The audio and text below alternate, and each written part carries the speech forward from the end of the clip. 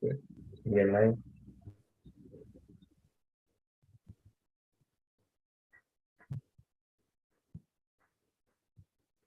Hello and welcome to Digital Futures. Today's very special session by Emerging Hybrid Indian Practices bring in some interesting question in search of an architectural identity.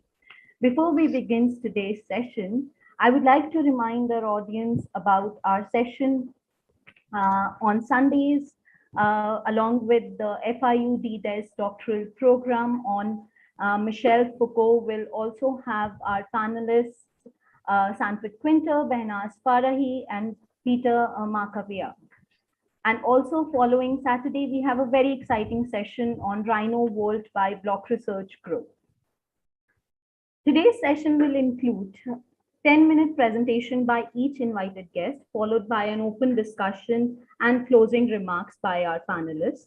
The presentations bring different perspectives from gaming, speculative fiction, cultural narratives, to opening up discussions on pedagogical shifts in the current institutional landscapes in India. Within this cross-disciplinary field of art, architecture, and technology, one may begin to see these works as hybrid practices evolving to find its own architectural identity. Without further ado, I would like to now invite Nuru to chair the session and present his thoughts on the topic of the session today. Nuru Karim is the founder and principal architect at Nudes, who received his master's in architecture and urbanism from AADRL London in 2006. His undergraduate studies include travel and education in the metropolis of Mumbai and Montreal. Through his cross-disciplinary practice, Nuru Karim has brought the field of computational design within a larger network of social, cultural, and environmental concerns. He is also the recipient of multiple design awards and prestigious nominations, including Aga Khan Award for Architecture, World Architectural Community Awards, to name a few. Nuru Karim is also a TEDx speaker 2019 and has presented his work and research on national and international platforms. Nuru, the screen is yours.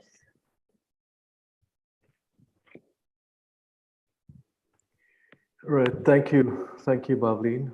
Am I audible? Yeah. So welcome to this talk in search for an architectural identity. And we've got a very interesting lineup of presentations and speakers. And of course, I'm more than excited, more than anyone else, to sort of witness the presentations that are going to be unfolding over the next 60, 70 minutes. So I think, when we started having this conversation about digital futures and particularly what that sort of means in the context of architectural design in India, you couldn't actually exclude the growth story or the India growth story. And of course, India is on course to be the third largest economy by 2025. And it has been estimated that this sort of growth will fuel a great sort of sense of urbanization. And the World Bank estimates that approximately 40% of Indians would be moving into urban areas in the next decade. Now, this sort of unprecedented growth coming up in the near future creates immense opportunities for India's urban future, right? Parallelly, the country's growth has been further fueled by world-class digital infrastructure and cutting-edge information technologies, right? So that is that, and the sort of stories that are unfolding with Reliance and Infosys and Wipro and some of these sort of key companies which are heading this sort of the realm of digitization across India and empowering 1.3 billion Indians, right? Now, of course, there are several challenges facing this potential trajectory. And one of the challenges is sustainable and holistic growth, right? There are also challenges with climate change and a host of challenges that some of our cities actually face. So the point I'm trying to make is that these sort of urban spaces for the future will need to be looked at through a very creative lens, through an innovative lens, and perhaps fuel a shift in paradigm in the design and delivery of these sustainable built environments moving into the future, and perhaps even through the lens of circular economies and all these sort of global discussions across the world, right?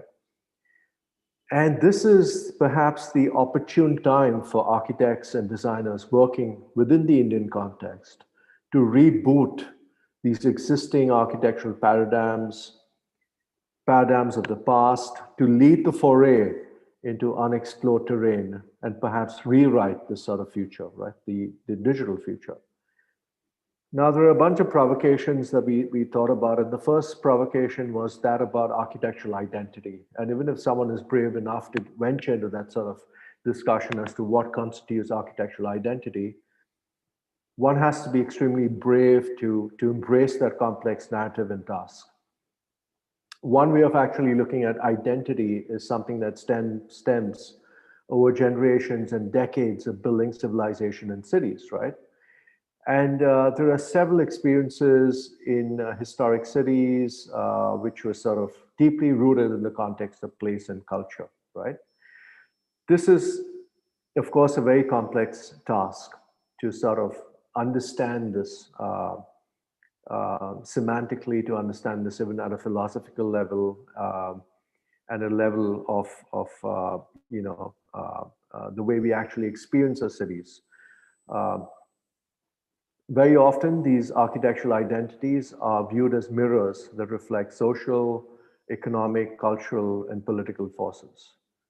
But very often, if you actually get into a certain conversation to someone, or perhaps they have a technical education or not a technical education, or maybe from one of the allied fields, sometimes these identities are defined through features, architectural features or characteristics, composed in space and time. So the question is, how does one sort of confront and address the issues of identity in this era of change? The incredible sort of future, where India is concerned and the potential that it is concerned. And we're not trying to get into that sort of discussion by erasing, narratives of the past. You can obviously look at tradition and history as a springboard to dive into the future. But the big question is, how do Indian architectural practices, and when I talk about architectural practices, I'm including academia, I'm including research, knowledge domains. How do we all together seize this immense opportunity to liberate itself from the models and blueprints of the past and perhaps act as a trampoline, as I said, moving into the future? India is, of course, a very, very complex sort of country, and it's of course heterogeneous to say the very least, but you must sort of embrace India's multicultural diversity if you want to actually recognize the manifold potential moving forward across, to create these very robust institutions on the fronts of practice, academia, and research. The other sort of provocation is this sort of discussion that has happened in the recent past through certain urban trends that have been witnessed in the country and across other countries where development is concerned. And the question is whether architecture should sort of address the masses or the elite. In 2002, the BBC had broadcasted a very interesting episode on the relationship between architecture and power. Should architecture serve the elite or should it serve the masses, right? And why is there so little participation at the grassroots level? Why is this entire process incredibly top-down, right? To give you an example, if you look at Haussmann's plan of Paris around in the 18th century, it was influenced by Napoleon III by introducing plans and cutting the fabric by intersecting streets, right? So you had the block, you had the city block, and you started sort of creating these streets that created these avenues.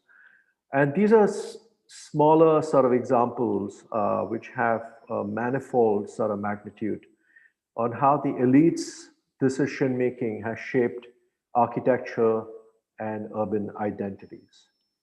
So instead of getting into a discussion whether it's top-down, bottom-up, is it possible perhaps to have a horizontal system where policymakers, designers, users have a dialogue in shaping these policies, these programs, and perhaps even design proposals, respecting this incredible opportunity of embracing and tapping on the social and cultural diversity of the country. And the third important thread that I wanted to bring, which is so important where this conversation or the forum or the platform and where this conversation is unfolding, is the digital tools and perhaps these digital futures, right? So today, if you look at architecture, you look at the sort of plethora of digital tools, from machine learning to fabrication, from artificial intelligence to big data, right? Data, we're talking about data here. And they're becoming more and more ubiquitous, right? So there is an increased sort of interest in the impact these technologies are having and will have. And these tools have radically been changing, the sort of design processes that unfold in architecture schools, independent firms, or perhaps even larger international corporate practices. You have seen tools like augmented reality for construction, virtual reality, to even 3D printing techniques, and perhaps even 4D printing techniques, to the use of artificial intelligence within the design process. There is also this case as to how we would be experiencing the built environment in the future moving forward. And you could make an argument that the digital is everywhere, from the infrastructure that we use to navigate the world to the objects that we use to communicate, right? Right from our handheld devices to other sort of gadgets that we wear to experience the virtual domain.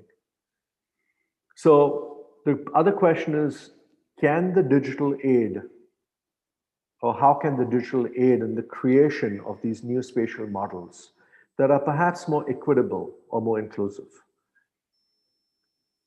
And if you actually extend the production of architecture or urban design, well, let me put it this way. That's a lot of answers that we are searching for as architectural practices. Sometimes these answers actually lie outside the domain of architecture through a very multidisciplinary lens.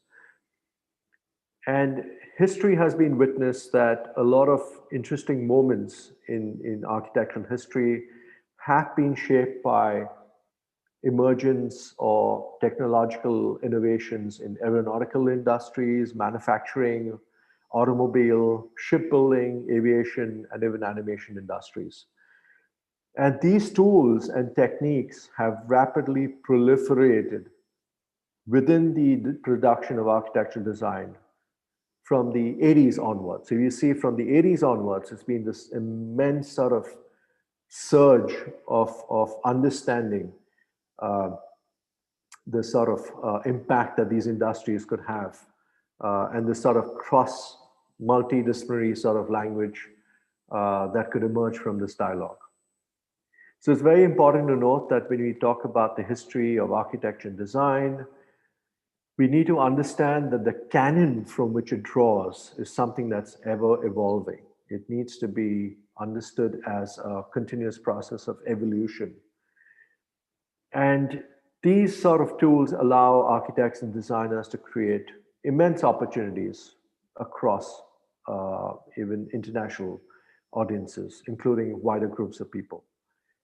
So as a result, and I'm glad to actually be part of this forum, because as a result, there are a bunch of very diverse voices that you will be hearing through a bunch of presentations now as to how this history could be written or rewritten rather, and how exciting the future could be where production of design, experience of design is concerned. So with that, I think I'll hand it over to Bhavleen. And Bhavleen, over to you. Thank you, Nooroop. Thank you for setting a good tone to the presentations also for today. I'm hoping that towards the end in the open discussion, we kind of have some thoughts on that from our audience as well as from the presenters. So without further ado, I think it's time that I call up our first presenter, Shreyas. Shreyas, he is an architect, researcher, and an educator. His key interest is in developing architecture and lifestyle in sync with natural ecosystems where the materials, technology, food, and cultural practices are woven to create regenerative communities.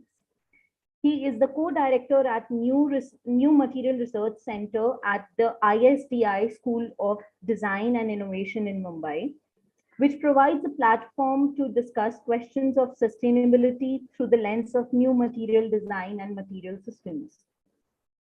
In 2018, his research initiative, the Green Charcoal, was exhibited at the Future of Architecture and Building Biennale, which is FAB Biennale in Mumbai, to actuate conversation on the need of material innovation in the built industry to address the crisis of resource availability, waste management, climate change, and degrading urban environments. So, Shreyas, I call you upon to share your thoughts. Thanks, Bhavleen, for the introduction. Let me share the screen. So, yeah, the whole premise of the research center at ISDI, which is now called as Atlas University, is to question the relationship of materials within architecture. For the long time we have been designing materials that are extremely durable. Like for example, we are designing in the industry of products, a toothbrush which we use for less than 2 months is designed to last in the landfill for over 6 generations. And similarly, in the industry of architecture as well, we are designing our material systems to really last much longer than their use is designed for. And everything has to be constant, and we are kind of insecure about aging of materials. So the research center really focuses on how we can design materials that are built for transformations with time. How can they be natural, and how can we ethically consider how we are procuring the resources, how we are processing them, how we are designing, building, and then eventually discarding. So the entire life cycle of materials and material streams is discussed through the research center and within our studios in the classroom. And my partner Meena Sutaria and I are directing this whole initiative. In 2019, the research called the Green Charcoal took place. I started with questioning, can architecture be a living example for city like Mumbai, where pollution, lack of clean air, lack of enough plants within our vicinity was becoming an increasing problem. So the research is about developing alternatives to concrete, which are more natural, infused with fibers like loofah. I mean, loofah is this genius material, which is an engineering example. 4 types of fibers that really bind the entire material together to create something which can replace steel. In terms of its compressive or tensile strength. And the whole idea of using charcoal in the research was to allow plants to grow on the building surface and challenge that buildings can be designed to age, buildings can be designed for plant ecosystem or even microbe and insect ecosystem to grow on them. And again, in the pandemic we have realized that in the beginning there was this whole chaos of surfaces like glass, steel, all kinds of synthetic materials were a potential threat for humanity, because we couldn't touch them, as they probably could have the COVID virus on them. But no one really spoke about earth-based materials in that lens. No one really spoke about don't touch the trees because you might get COVID. So the research kind of activates this conversation that natural materials can in fact be much more healthy, not just for the planet but also for human health and well-being. And this was exhibited in the Fab Biennale, and since then we've been working with a curator called Claire Farrow from London to set up a living installation at the London Design Biennale, where we can talk about health and well-being of people, and how can people really start relating with architectural materials. Can they touch them? Can they smell them? Can they find insects and biodiversity growing on them? So kind of slowing down the time and not just responding with our interior environments, but also responding more intuitively with the walling systems. So this research as a material, is under process. The goal eventually is to take it towards commercialization, but there's tons of challenges, and the pandemic also kind of slowed down the development growth because resources were shut off in the initial period. But right now we are pushing towards the next Biennale, and there's Spin Studios from London who's part of the collaboration to look at entire construction of the installation in London. Uh, One more thing which the research also talks about is performance. Can we, instead of building walls, be designed just for partitioning? Can they be more? Can they have performances of purifying the air? Can they have performances of controlling thermal mass or regulating internal temperatures? And can they be seen as materials that transform with people? So at the end of the life, they grow old as we grow old, and because plants are growing on these biomaterials, from nutritional point of view, they get richer towards the end of their life, and hopefully we sort of discard them safely into the earth. And these kind of narratives or these discussions are continued in the research lab. We had a great collaboration with Bharat Flooring before the pandemic, where the questions of what is the future for cement industry were taken through a 3 days workshop, where we had the whole framework of brainstorming for what are material values that we are looking within the architectural spectrum. So much of our decisions are right now driven by economy, that we are not questioning enough about values of our buildings and our, say, cultural practices. So Bharat Flooring came on board, and we had tons of experimentation of various materials, composites, for alternative performance parameters. And the 3 days workshop really set a good tone for the research lab to scale up its initiatives to a next level. Uh, and then students within the classroom are also questioning, can we have waste leather from tanneries, the shavings from tanneries be used as a material for replacing mortar? Because if we look at cement, of course, we have the building blocks, we have the core, reinforced structure, we have partitions and fillers, and we also have mortars, which all have different sort of responsibility within the integrity of buildings. So starting easy, starting slow, they are challenging. Can we replace mortar as simple as that, just by looking at not organic fibers or leather or shavings? And we have a whole lot of research where waste ceramic straw and waste wheat straw and ceramics are fused to create these material samples that have potential. But the challenge of academic setup right now is to take it to the next level. So we do have these success stories by students. We do have the green charcoal as a good success story, and the challenge right now is to can we have a framework within the industry right now to support these kind of researchers to be developed further. One of the biggest problems is, yes, when you talk about challenging concrete, they are big companies we are kind of going against. So maybe formally some kind of framework can be developed for supporting research and supporting more innovative or alternative solutions. And so I moved to Goa because life in Mumbai was a little getting too cramped, and there was less scope for just living the kind of life I wanted to live. And the goal was really to look into bridge the gap between architecture and farming and food. I've always enjoyed growing plants in Mumbai, but just limiting that to the windows which we have in a city was not enough. So I moved to Goa to start growing my own food within my capacity.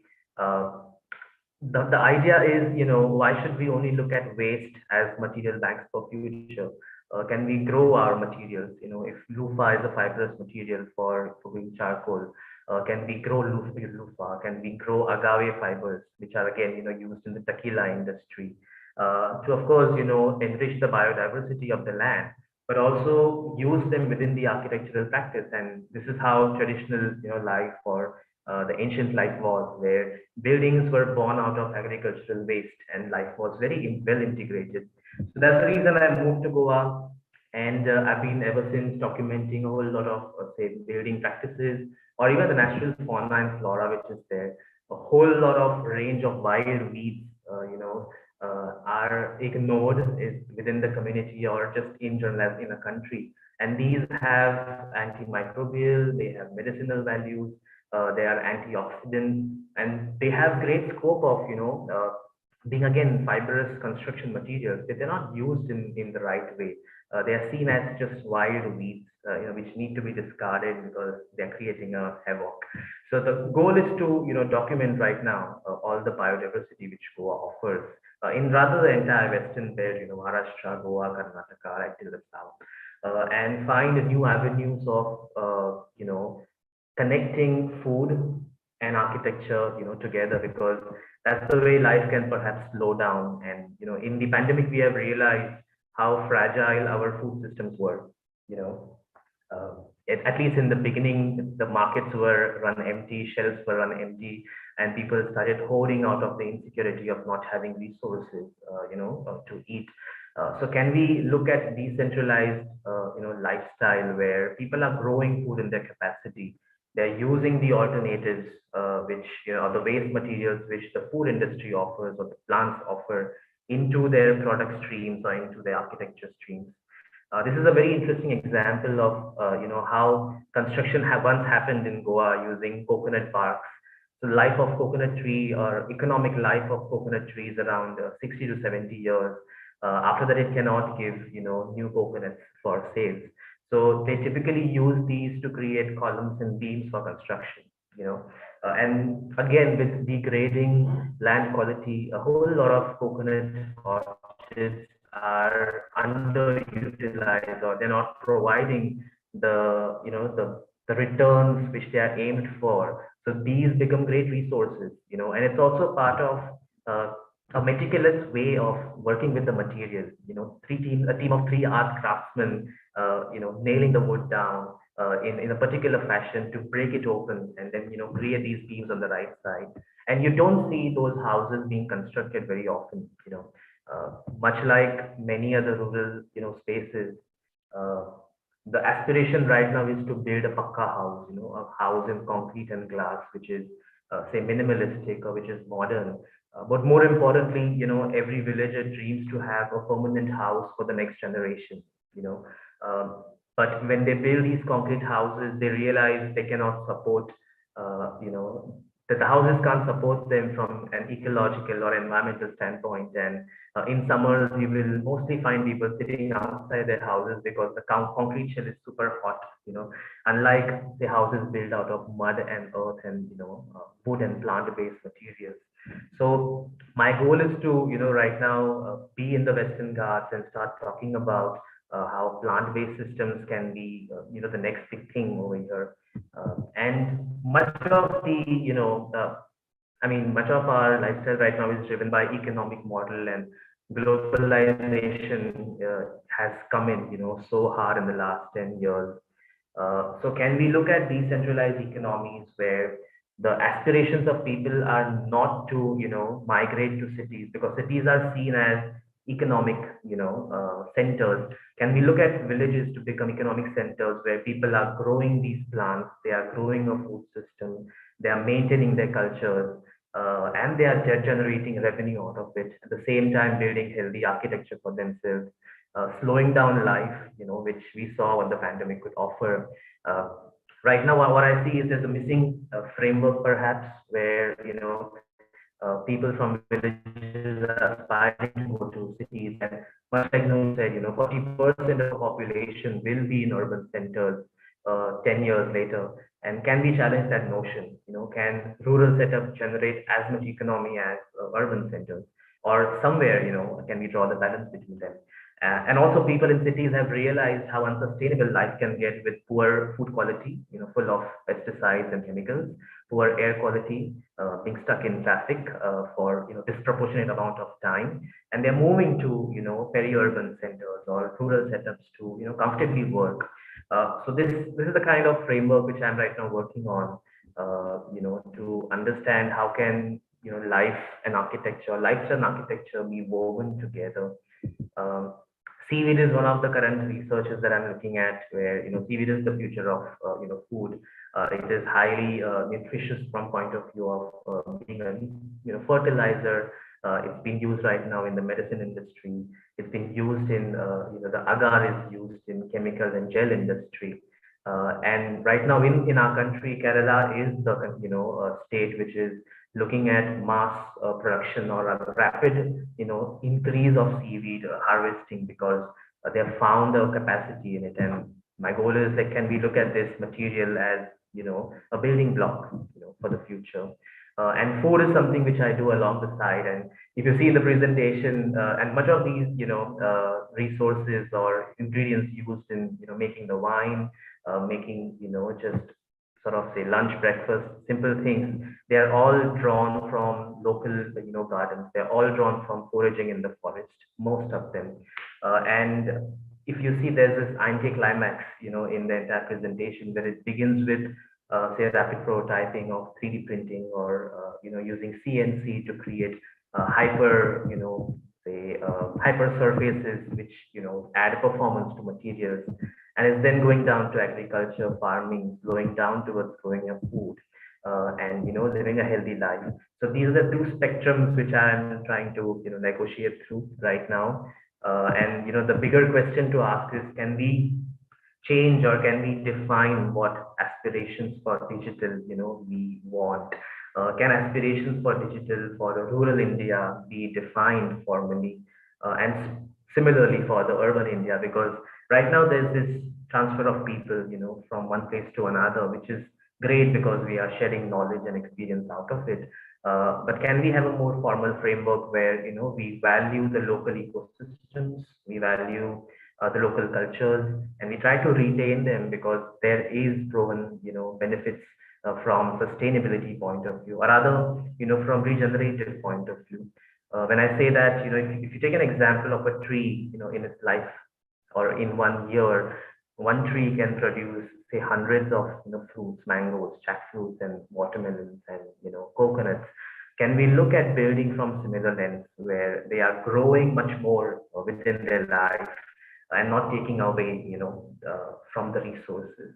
So this kind of work I'm practicing right now, and there's tons of challenges to make it happen, because I'm operating on the clock of nature. It cannot be fast forwarded, it cannot be mass produced, and with that comes a whole lot of challenges from economic point of view, challenges of changing mindset of people. So these are my negotiations, and I think I'll be very interested to have a conversation with the panel on how do we redefine digital futures within lifestyles of our our current sort of say country. So yeah, that's about it. Yeah. Thank you, Shreyas. I think we've got a lot to discuss towards the end of the session now. Okay, so Ayaz, I'd just like to now give a very brief introduction to Ayaz. A lot about Ayaz and his work is already quite popular amongst us as academicians, and even amongst our fraternity. The work produced by Bus Ride Lab is commendable in its own way. Ayaz is a co-founder of Bus Ride Design Studio, a leading architecture and interior design firm in India. Ayaz graduated in industrial design, specializing in product design from NID Ahmedabad in 2003. In 2006, he set up the Bus Ride Design Studio with his architect brother Zamir Basrai as an independent design studio specializing in the design and creation of built environment. With wide range interest in illustration, immersive media, design, and research, Ayaz is constantly dabbling in the ever-expanding latitude of design expression. More recently, Ayaz heads the studio's research arm, the Bus Ride Lab, based in Goa, which works on research and design projects in the domain of heritage conservation and futures research. Ayaz, the screen is yours.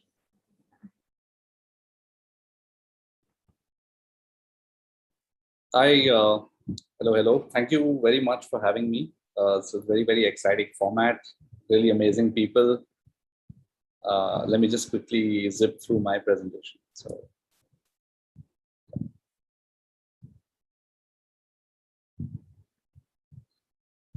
So I think especially after I read the really incredible brief that Nuru put together, I think what is really interesting about it is it's India is almost like a land defined by almost schizophrenia, where you have on one side the kind of the qualitative, which is all our the city metrics and the kind of economic growth that one is witnessing. But if one looks at the qualitative on the other side, which is how we spend this money that we're acquiring, it's just a very, very strange context to work in. So even if you just pick a random date, right, like say this is what happened on October the 3rd last year. Like, so this is what the world was doing.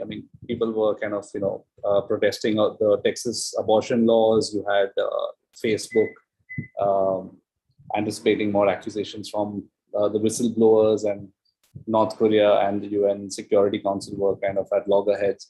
But in India on the same day, like this happened, right? So you have essentially a monkey that stole a towel carrying 1 lakh in cash from an auto rickshaw. And then it proceeded to kind of climb up a tree and shower that cash on everyone around. And I think, if I remember correctly, it's around 56,000 rupees was recovered by the passengers in the auto rickshaw, and everything else was lost. So people kind of picked up whatever cash they found. And so, it's a really bizarre country. There's a lot of, weird stuff that goes on every day. And for us in the studio, we're very, very fascinated by this weirdness of our Indian context, right? So I feel that this strange new way of urbanizing actually plays out in our projections of the future as well. So it's not all craziness. I think we've tried to put a little bit of method to the madness, where we've tried to create a fairly immersive, detailed map of the year 2035. Now, this is a cultural map, so this is obviously a work in progress. It keeps getting added on to with new readings, with new insights, with new research. But the idea is to kind of try to create a very well-lived, multi-dimensional, interdisciplinary kind of a mapping of the year 2035, and then start looking for events or ideas or disciplines that kind of exist and that span nodes on this map, really. So, if you just look at, consider an Indian wedding, right? So this is just approximately a cost breakup of the Isha Ambani and Anand Piramal wedding. So this event cost around 700 crores, which is approximately 175 million US dollars.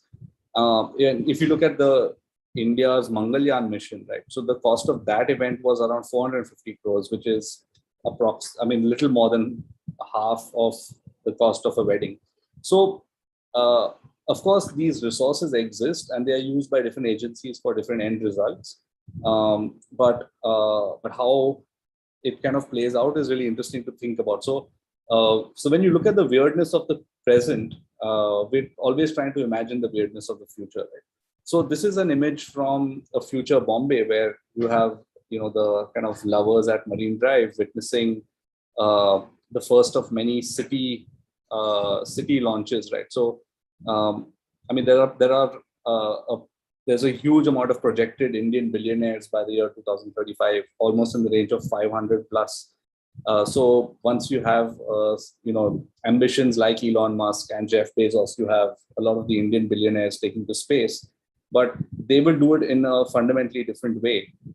And you'll have, the kind of Gupta families with their own kind of space programs, launching sort of their own small passenger ships, which take you to have sort of intergalactic negotiation meetings, for example, and intergalactic weddings. Where we got our hands dirty with speculative fiction was really in this the Mumbai Coastal Road project, which is this turned out to be a critique of the state's plans to develop a fairly ill-informed coastal road project.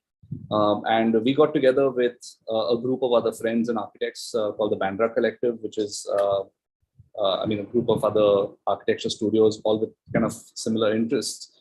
And we tried to see what are these projections like what happens when you actually bang a freeway or bang an expressway into the middle of a fairly well-established city fabric. And, so these kind of visualizations play out really interestingly because you have a nice peaceful yoga class and then at Juhu Beach, and then you suddenly have a large 6-lane highway that cuts your view of the sunset. It becomes even more insane at Haji Ali, where this is one of the very, very interesting landmarks in Bombay, where you have a mosque in the middle of the sea, and then you have a massive, sort of traffic exchange that cuts out the entire relationship with the sea. So I think when we move beyond the opaque DPs and we go into visualizations of what this infrastructure actually is going to do to our cities, it moves the conversation beyond architects and planners and takes it to a citizen level, which I think is quite interesting. And we took it a little bit further in our own studio, where we started putting out fake news about the fact that this coastal road project has been already shut down, and people in the entire area were. One is actually preempting these kind of events where when you actually tunnel below the Malabar Hill, which is part of the plan, there would be essentially low tremors that are felt throughout the night as drilling in the bedrock is continuing. And what's interesting is that these fake news articles get circulated by activist networks, they get circulated by different groups of people. We also had our own fake design competition, which we entered with fake design entries. And if we had to say, take a stab at solving Mumbai's transportational problems, what would be a solution which would be essentially, say, a double stacking of the train network, creating an elevated jogging track, an elevated cycling track, all paid for by kind of advertising. So one can actually present workable options to city infrastructure using speculative fiction as well. And you can also call out a few kind of, lies really from which come from top down. So this is a visualization of the coastal road as presented to the residents of Mumbai, which has large open space. But the kind of elephant in the room that no one really talks about is the fact that it's a large real estate land grab. So it'll be creating a lot of prime sea-facing real estate with a lot of compromises to city health. This is another one which is interesting, which is an image of, it's again a fake image generated by a hypothetical AI program that's being trained on visual kind of input. And the idea was that one of the interns at this factory left one of the kind of, the AI was being trained on a channel that was not part of their original media feed. And this is the kind of rugs that it turned out. And when they actually scrambled, where this media feed was coming from, it was coming from one of the primetime news channels. So it just gives you a sense of how, jarring the kind of news kind of visual language actually is. Some more images that talk about the way we look at, say, a sugarcane monoculture is very similar to the way a solar panel monoculture looks and behaves. And this is the way solar panels are cleaned at these large solar parks. So we started thinking about what would a future solar temple look like if we had to say, act in the proud tradition of India's temple building cultures. And if we had to create a sort of a future cultural venue in the middle of the Thar desert, which could take kind of advantage of the deep levels of sunshine that place experiences. And it creates a kind of a solar, like a sun temple, like essentially in the middle of the desert, which is powered completely by solar panels. So one can use provocations of this kind, which is completely devoid of human life, completely devoid of culture, completely devoid of any kind of human interaction. In fact, humans are actively kept out of these solar fields, where to another paradigm where architecture and technology mix without losing its relationship to craft and without losing its relationship to kind of the more active sides of culture. Again, when you look at metropolises, I think the footprint of everything really changes. So if you look at, say, World Health Organization statistics, there's a sort of a mandated 9 square meters of urban green space per resident, which is supposed to be provided. And looking at, again, similar densities, cities across the world, New York actually ends up, because of Central Park, it kind of provides almost 26 and a half square meters per capita. but Mumbai offers its residents approximately 1.1 square meters, right? So, so this is fairly insane. I mean, for a city that is almost being strangulated really with the lack of open space. So we started thinking about if Mumbai had to achieve a global metric and say that it had to achieve 9 square meters, what are the kind of different interventions that one could look at? So if, say, rooftop farming in the shanty towns or in the informal settlements was an option, one could start floating agricultural barges within the Methi River, which are kind of defunct mining barges, which are creating kind of floating farms. This would be a fairly comprehensive urban park program which populates the entire roofscape of South Mumbai. And what's interesting is that it's navigated in a different way. So you can link up the entire roofscape of the entire of Marine Drive using a combination of parkour kind of friendly navigational systems. You have also retrofitted citizen solutions, which kind of retrofit the space between buildings to create open green lungs, where people can actually just walk out and they become kind of multi-utility spaces. So a small informal skate park attached to small urban gardens and with a inbuilt fire escape. We also have a fetish for building statues. So, I mean, there's really no problem with building statues as such. I mean, we've been building statues as a species for the last 35,000 years. But when we question the validity of a statue on the skyline, I mean, it's kind of interesting that in the future, one could actually look at statues that are performative and they're not only ornamental or symbols of politics. They could actually be, symbols of the way we want to live our lives in the future. So if you look at a scenario where our data consumption on mobile phones, right? So we consume a massive amount of data. We're almost looking at around 11 GB per user per month. And this was in the year 2017. So India is actually ahead of markets like the UK in data consumption. And if we had to create a much more faster, more responsive sovereign data center, you have to study the way the internet comes to India. So it comes through these these transatlantic cables, and it enters India through a few nodes. One is in the BKC in Mumbai, and one is in Chennai. And if you actually snip that fiber, it puts India completely dark. So India will have no internet if these two fibers are cut. So it's fairly fragile infrastructure, and our data is actually being stored at offshore server farms, where we don't really have much jurisdictional control. So this is a prompt around, say, creating a submerged sovereign data center, which is in the sea. So it keeps the servers cool as well.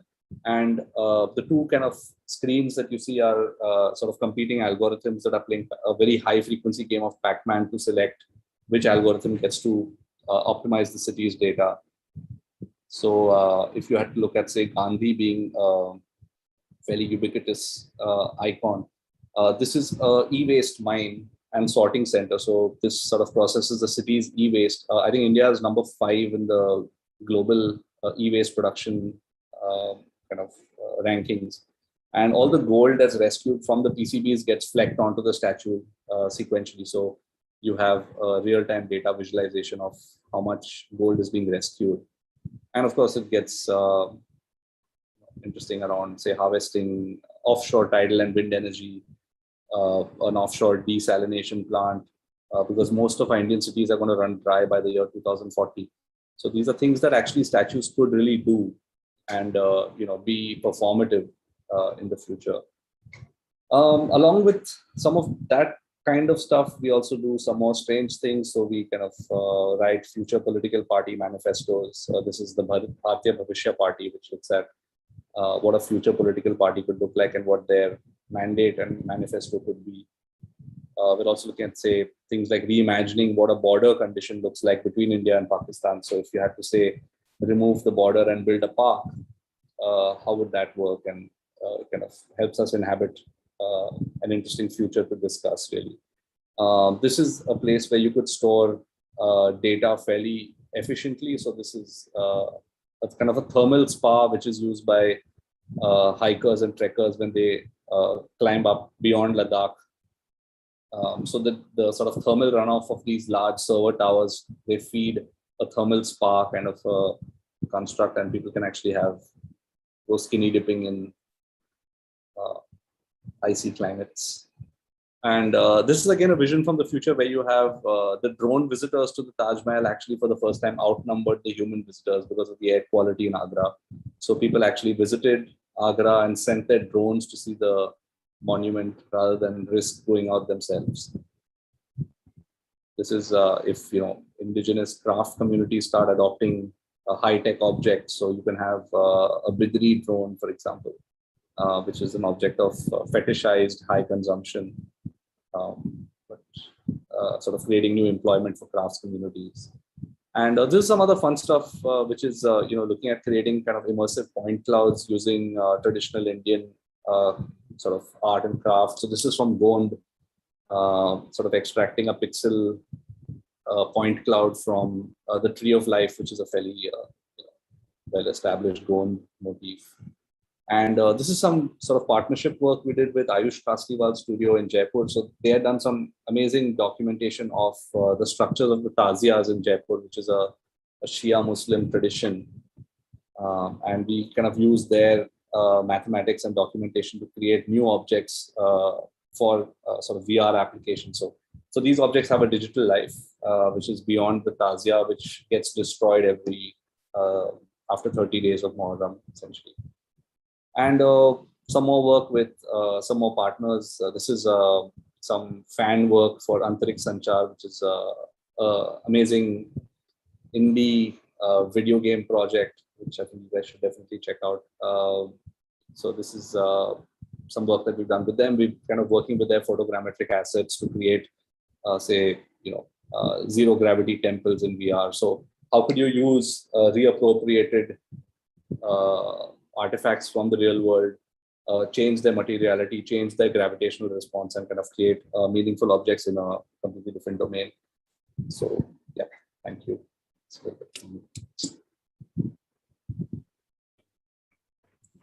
Thank you, Ayaz. It's always a pleasure and always something interesting that comes up in your presentation, which keeps us thinking. Okay, so our next presenter is Anokhi Shah. She is an architect, curator, educator, and new media entrepreneur based in Pune, India. She completed her Masters of Art with a specialization in architecture and aesthetic practice from Stadelschule Architecture class in Frankfurt. She is the founder of company IOVR, an interdisciplinary startup founded on the premise of technological innovation, flirting with the new media narratives. By engaging with select disciplines, IOVR seeks new and creative projects within the borders of art and architecture through new mediums such as game design, virtual reality, augmented reality, mixed reality, creative coding, photogrammetry, and artificial intelligence. Anokhi, the screen is yours. Thank you so much. Thank you, Bhavleen and Noru, for having me here today. And thank you, Digital Futures, for this opportunity. I'm just going to share my screen.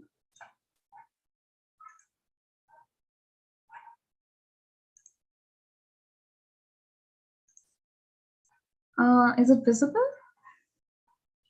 Yes, we're good. Okay, great. Hi, guys. I just want to give a short presentation about what I've been doing with IOVR and my journey. To be very open, we're a very young studio, just started about 1.5 years back. But I'm going to kind of show what I've been doing and how I got here and what I think where we want to go next. This is one of the projects that got me started on everything. It was also a part of my master thesis project. I kind of continued working on it after I graduated also. So Podcasm is a detailed imaginary world, and it's a graphic novel that can be read entirely over Instagram. The project tries to narrate a story through spaces, and it's narrated by this lead character, Polish. And Polish strongly believes that her life is a time machine and that she's stuck inside it. But she has a secret superpower where she can teleport from place to place. She's a dreamer and a planner, and she likes silly small objects. So she follows a daily ritual about doing things in a certain way. And she's obsessed with these places that she has to go to and interact with. So she kind of shows her world through these spaces on Instagram, and it's like a mini game where you can go, you can get lost. It's like a small maze and so forth. It's still live, so in case anyone's curious, you can go ahead and check it out. So these were the drawings produced for these kind of spaces. It's kind of a hyper-realistic vision of how I think or how Polish would think these worlds would look like. And then it was interesting enough to experience it on a flat screen, but I think it was also interesting for me to kind of think how it would be experienced as a space, which is why I took it into virtual reality. And the good thing in VR is that it allows you to not follow laws of physics. So it doesn't really have a up, down, a head, back. You could actually explore space in a very different way than you could normally do. It was also an interesting task to convert like these 2D drawings into 3D spaces, and how would they feel and look like. This became the starting of the VR space and the VR game where you could teleport from place to place. And the idea is obviously taken from the Alice in Wonderland, but that is how I kind of vision the doors from Instagram, which is through tags. And here, just with one click, you could explore it in different places. This project was super famous, and I got to show it in Frankfurt, where I was before. And it was in this small cafe and gallery and so forth. Soon after that, I came to India, and I thought, okay, I'm just gonna be here hanging out with my friends and family, and they all were curious as to what I was doing. And I told them about this project that I was working on for the last 6-8 months, and my own family is like, we've never tried VR.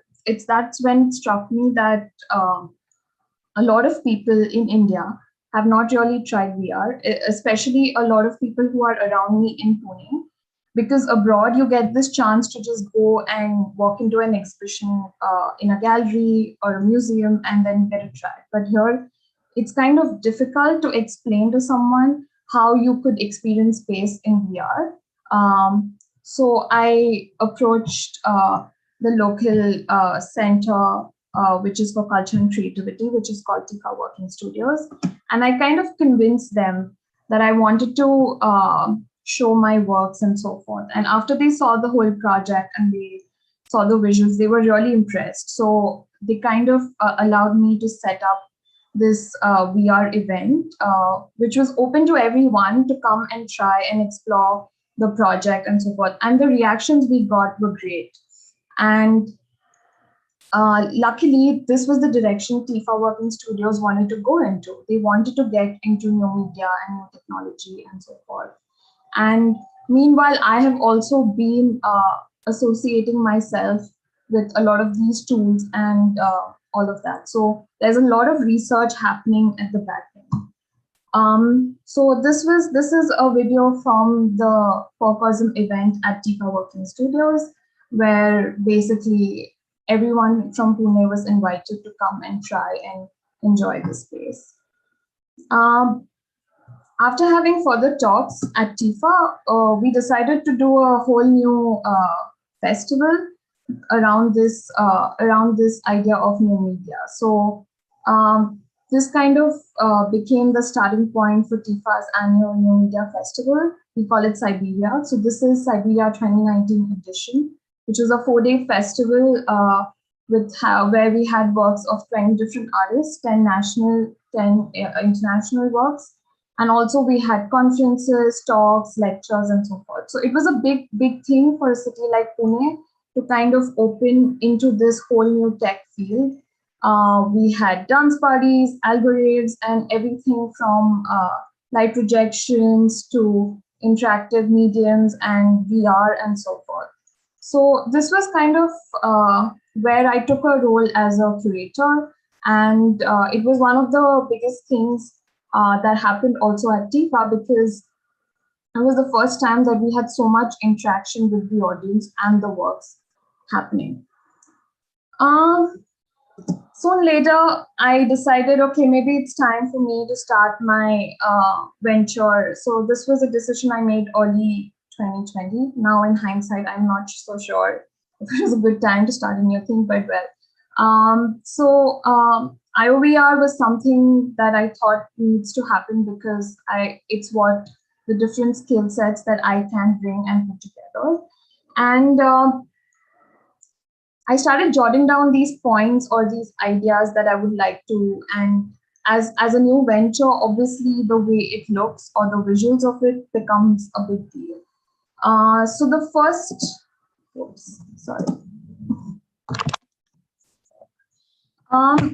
so just while I was thinking about these things, COVID hit and it was a time of complete lockdown.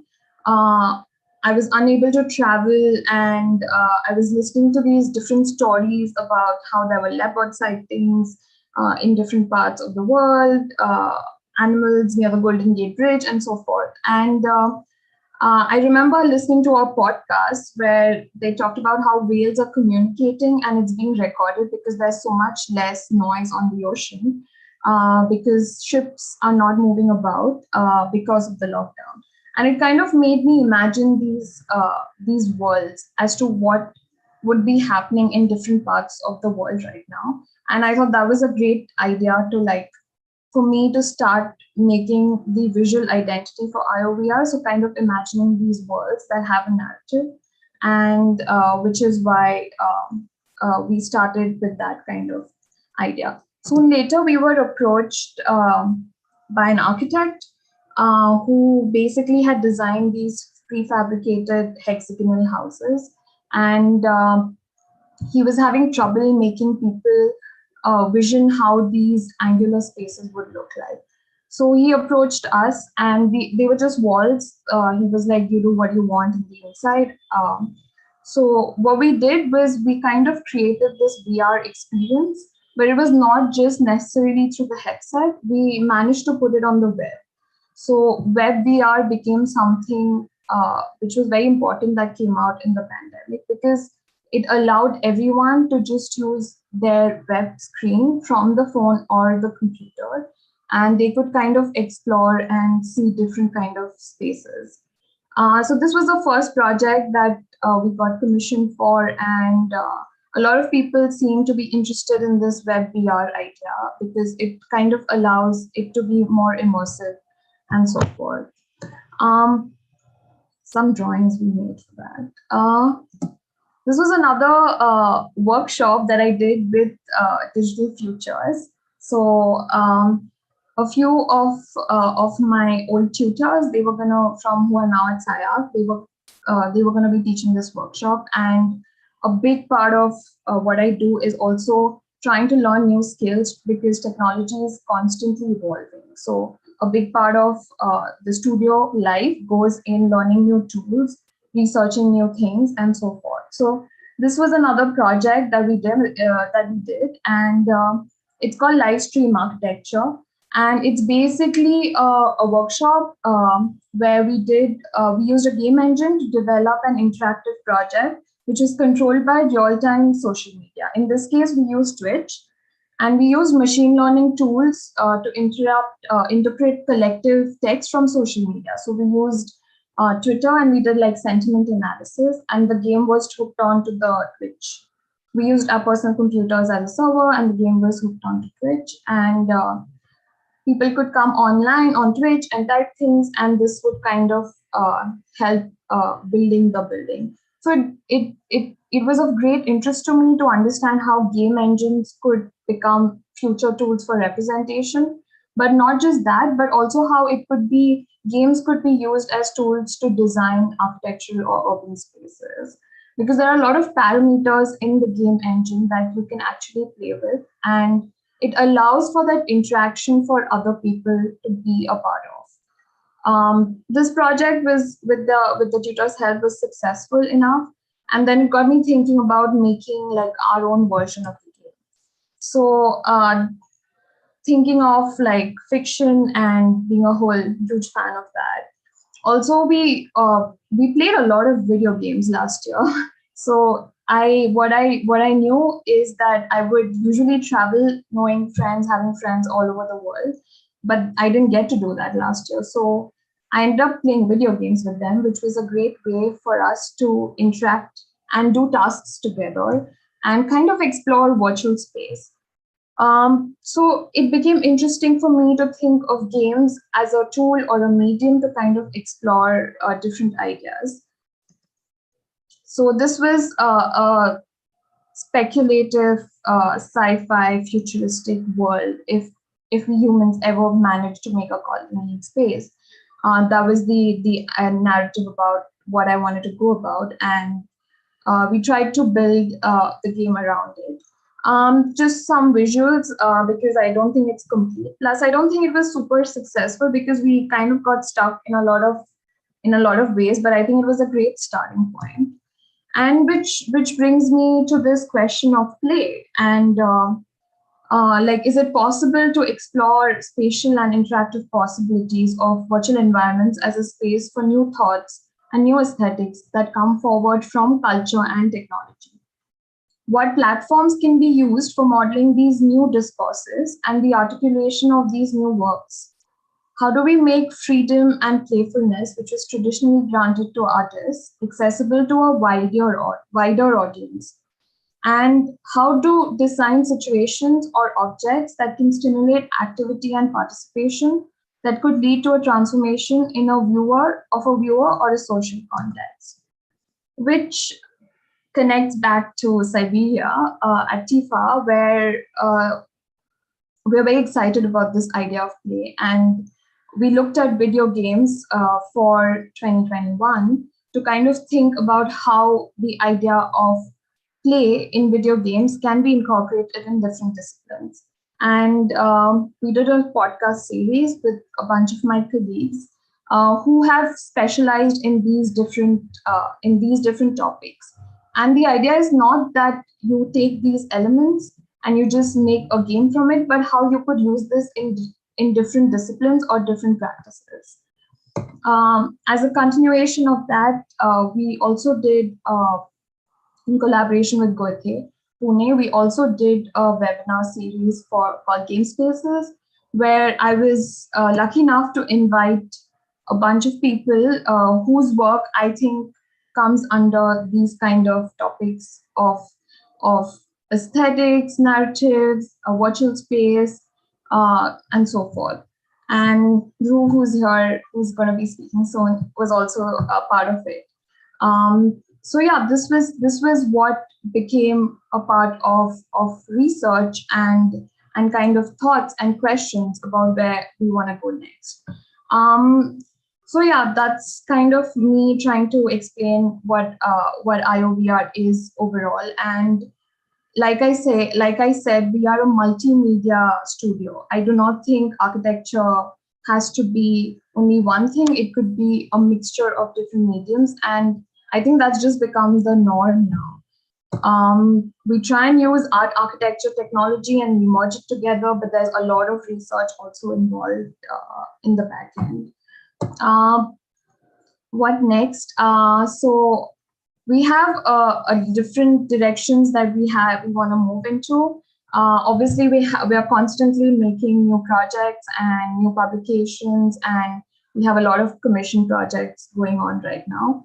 But we also collaborate. Collaboration is a huge part of the IOVR vision. We're working with artists constantly because I personally feel that a lot of artists that I know personally in Pune also have difficulty handling tools and all of that.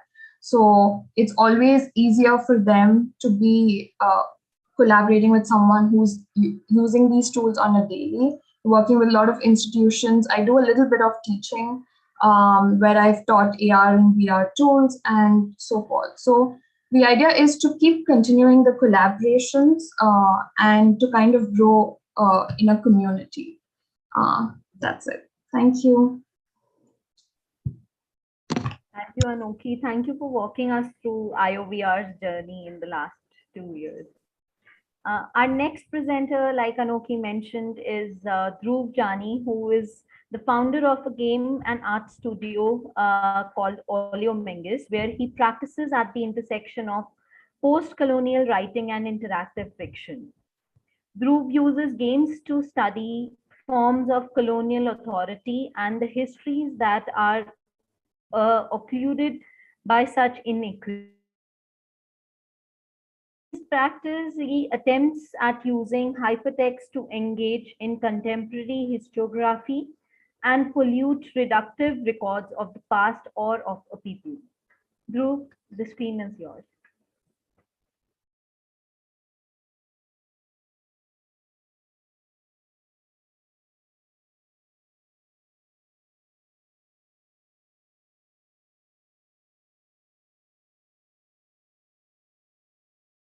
Dhruv, you're on mute. Yeah.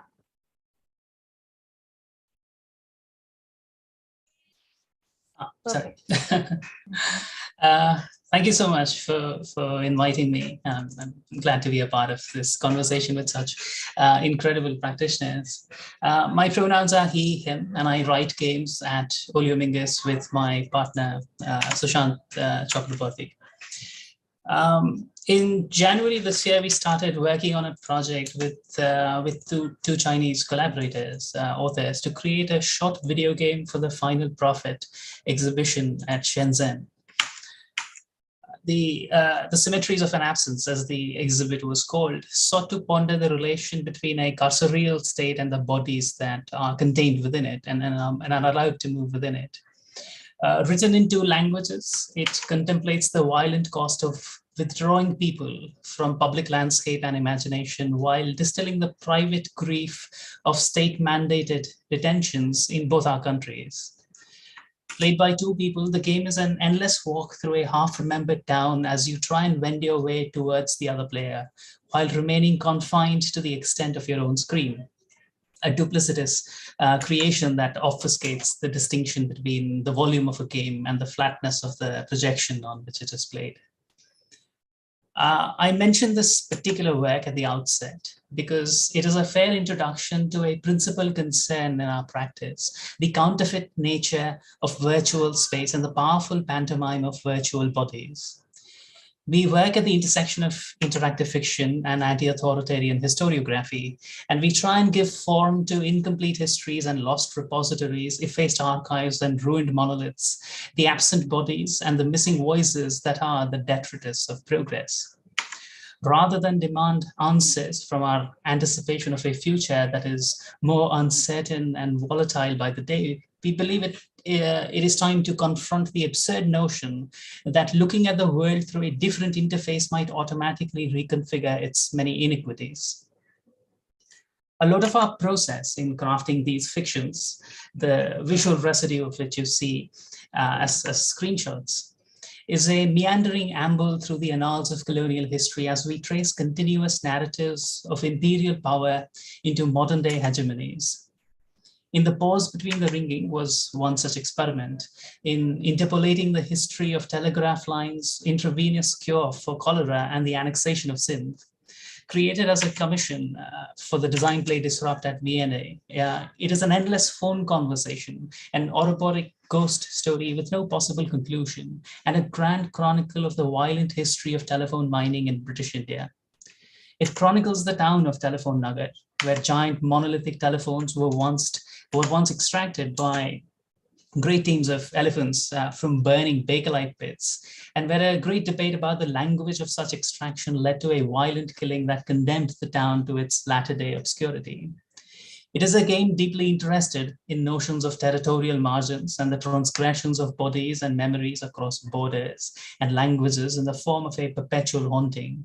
And this idea of a border, inked by the stain of its transgression, is a continuous motif in the corridor rooms and the proscenium-bound landscapes of our game worlds.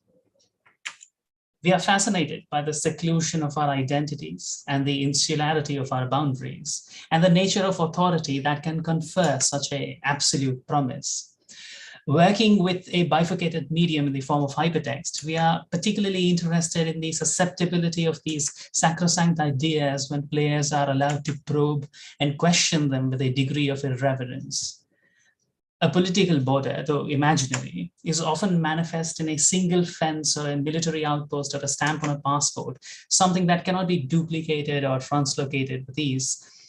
A political body is similarly manifest in a single vote or an absolute identity whose duplication is an illegitimate violation of some state authority. And it is this promise of a clear and sacrosanct body and body politic that becomes untethered with hypertext, because hypertext administers its truths with endless repetitions, in elliptical time, and with an impulse towards psychedelic munificence. When I speak of hypertext here, I mean the endlessly replicated nodes of discrete and generated data and the computational registers that link them all and comprise the internet, so that it may contain not just a capacity for information, but also proliferation. The promise that no piece of data is secluded and no fragment of information unsearchable, stagnant and abhorrent repository that tries to hold on to archaic notions of discrete identity and simulated scarcity, while indulging in a profusion of data derived from the labor of trying to curate meaning from a perpetual archive that has been taught to remember but not allowed to forget.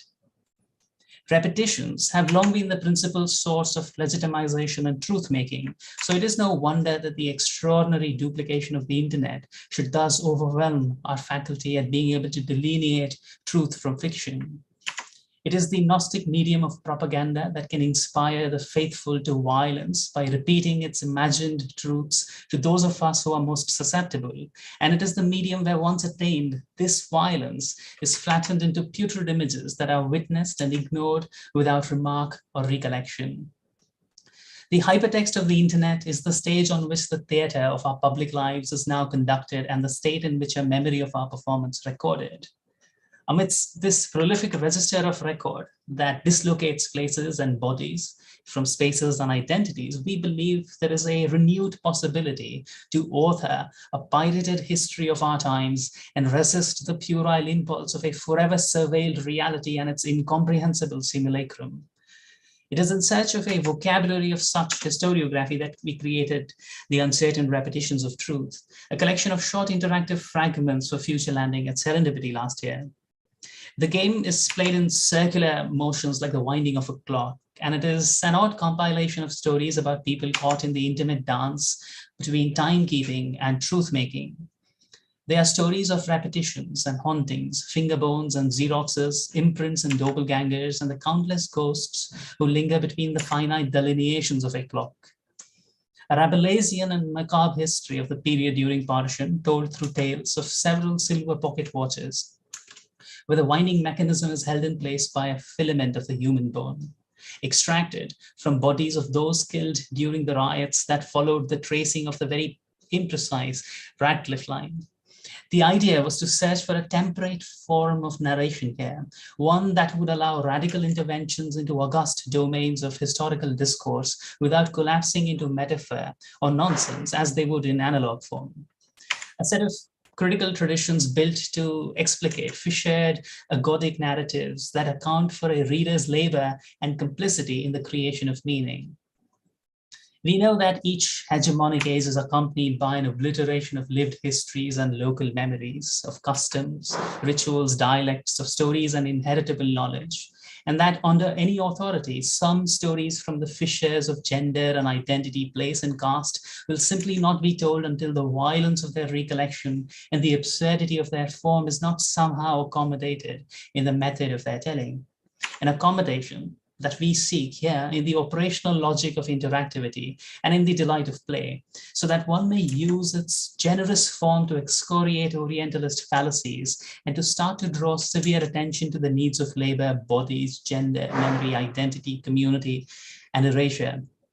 A process of making room for people to be able to improvise queer, absurd, and ridiculous meanings reassembled from the implicit structure of a text or a domain, what we call a redaction of authorship, and one that is characterized by a careful pollution of any extant form of record until layers and layers of concentric fictions perforate any given historiography. It is a practice of becoming comfortable in not knowing, of accepting entangled, incomplete forms of knowledge as a possible truth, and above all, not delineating into some finite taxonomy of human suffering the entire history of colonial or neocolonial rule. I want to conclude with one final project, originally created as a commission for the Phoenix Gallery in East End and adapted for the Notes in the Margins of History exhibition at Chicago. It is a study of the violence of completion, of edible history and perforated reality amidst contemporary neocolonial doctrine. Written in the immediate aftermath of the Ayodhya verdict, Edible Places tells the story of a municipal building eater who has been employed under the Pradhan Mantri Imarat Pakshak Rozgar Yojana so that he may consume traces of the last standing structure in a town that is condemned to be removed from history. It ponders the violence of erasure and the profound grief of surviving at the edge of despotism when places of entangled heritage are willfully effaced. And it infects an absurd tale of private grief with the latent fear of a draconian state. Located at the point of discomfort between the definitions of a state and the desires of an individual, it is an attempt at recognizing that all truths and identities are always assemblages, uncomfortably put together, ever-changing collages of ideas about who we are allowed to be and who we once identified as. To be complicit in the creation of such multitudinal identities, like the Behrupias of old, is the simplest way of ensuring that power or authority have a limited role to play in the record of our lives. And it is in search for sites of such future plurality that we try to practice. Thank you.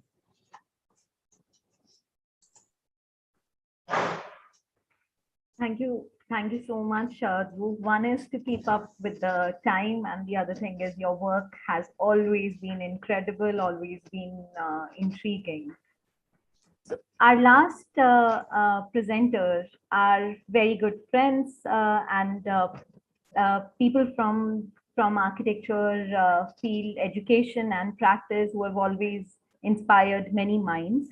Rupali Gupte is an architect and urbanist based in Mumbai. She is a co-founder and professor at the School of Environment and Architecture and a partner at Bard Studio. She has recently been a senior research fellow at the University of Brighton.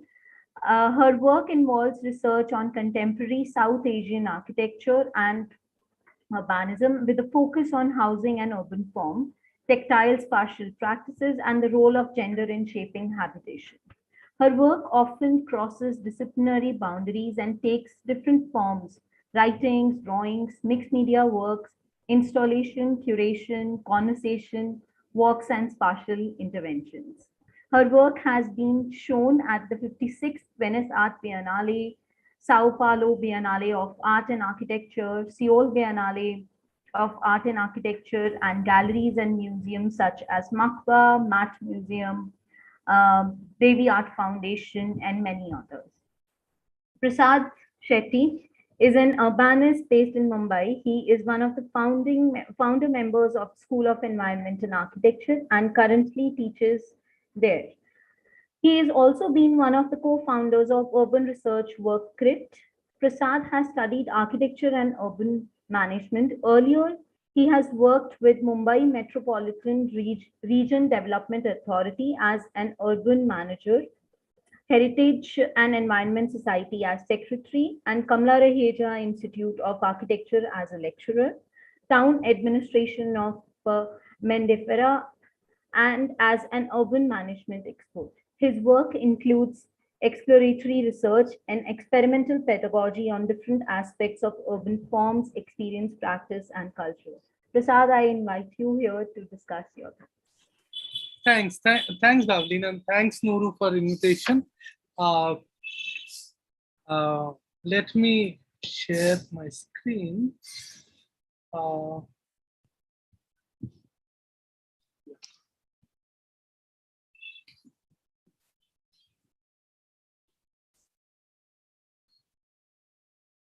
Yeah, so I'll present first, make three points, and then Rupali will follow up with the propositions. These 3 points are about architectural education and how and these are about very specifically the last 10 years, because I think the last 10 years uh, have considerably reshaped a lot of things in this country. So architectural education in India is a specific discussion. Very broadly, some points on how education is structured.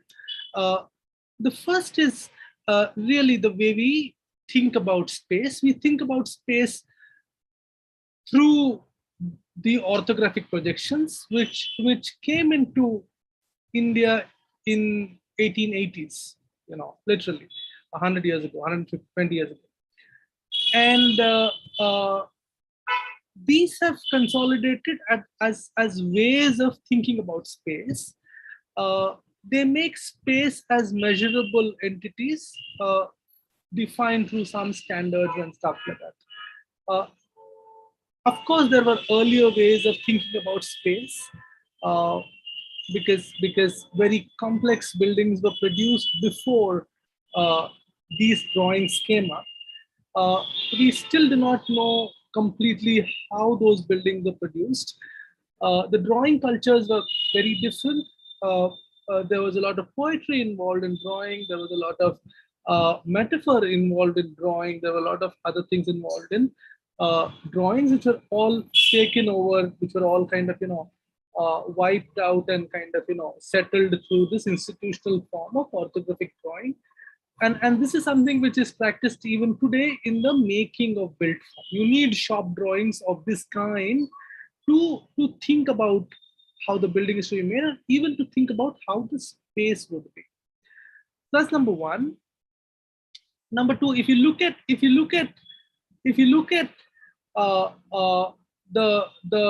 the prescription of the Council of Architecture, which is the highest body of regulating architectural education in India, one finds that there is tremendous impetus on technology of a certain kind. And technology of a certain kind includes largely a colonial technology, which was about really resisting atmospheric forces, about creating permanence, about creating privacy, etc. And there is some sprinkling of information systems and digital graphics and stuff like that, which are just recently entering into these courses. On the other hand, if you look at cultural aspects of space, there is very little space really. The entire course appears to be kind of geared towards one type and one way of thinking and making building, and the ethics are rooted in the professional logistics. Really, it's like the patron becomes a super important element in the design of buildings, etc.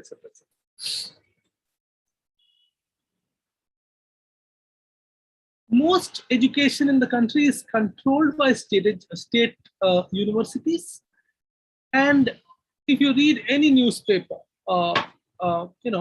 in any of the cities, and there will be invariably a news about the university, and the news about the university is usually about the vice chancellor taking a tour, or question papers kind of being eaten up by termites, or faculty going on strike, or these kind of things. Is the news of the university, news about places which produce ideas, but there are no ideas which come into news. This website is interesting, Architecturix, which compiles what is happening in terms of research, etc. And if you look at the research that gets produced, that is getting produced, it's again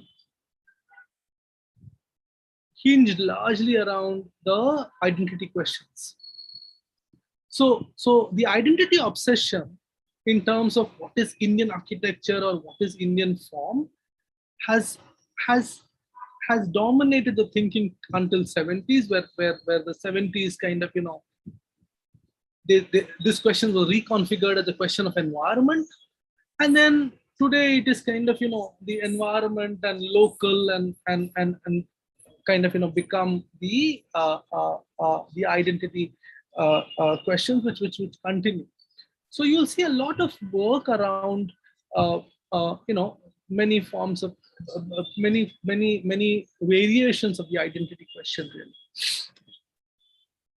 Okay, this is an important graph to understand what is happening between 1950 to 1990. There are 40 schools. Between 1990 and 2010, these 40 schools almost, you know, between 1991 and 2010, these 40 schools become 171. And suddenly in 2018, in the last 10 years, now they've increased, they're beyond, you know, 500 schools. There's a sudden rise. And if you look very closely, what's happening is, for the first 50 years after independence, from 50s to 90s, the central and state universities were the ones who were kind of, you know, setting up universities.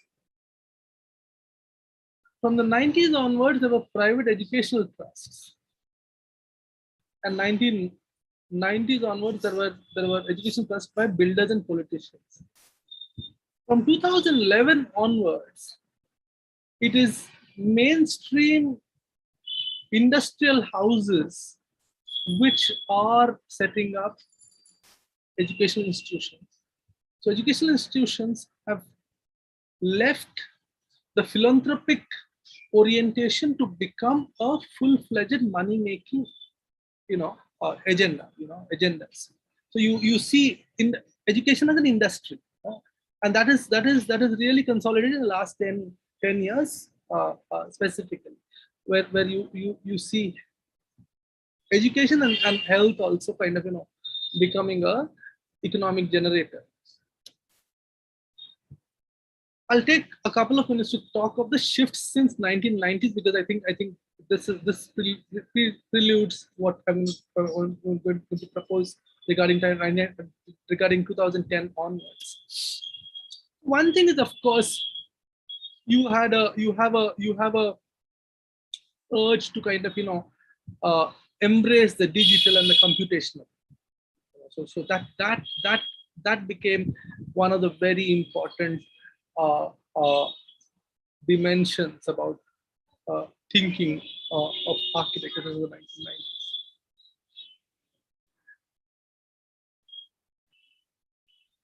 There is also an emergence of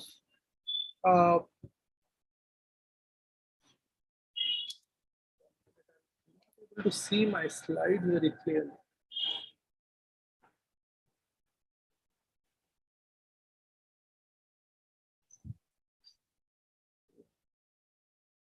Okay. So there is an emergence of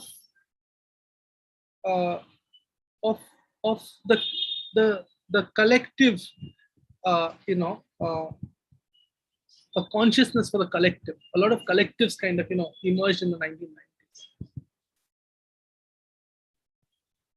There is a consolidation of the environmental narrative, which became green buildings and very local, and, you know, flight to the wilderness. Architects kind of, you know, leaving cities and moving towards wilderness and other places where they would kind of, you know, practice. There is also a coming in of the of the multinational, like most of these websites opened with a map of the globe, the multinational architects. And then there was interest in big data, in data making environments, data shaping environments. So this started happening in the 1990s, really kind of gathered steam around 2000 and kind of proliferate. The architectural institutions which had suddenly risen also started investing in activist and research activities. So plenty of architecture schools are doing research. Sorry, what is happening?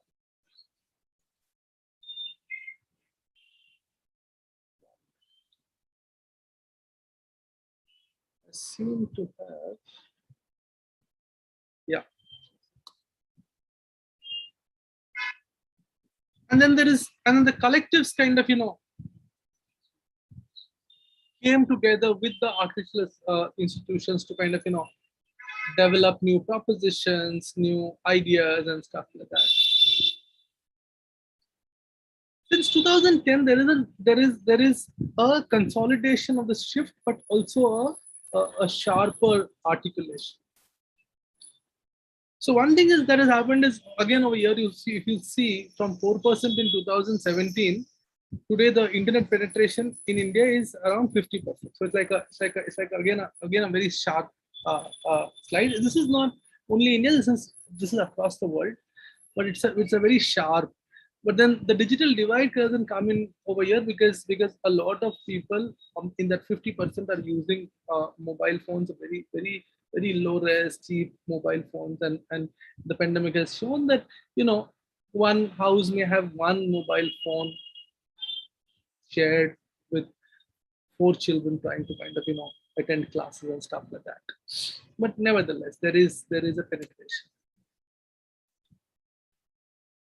The software, the computational and the digital kind of yielded itself in a almost metastasized into simulacral practices, new media practices, and I feel that there is a possibility to enter structural logics of space.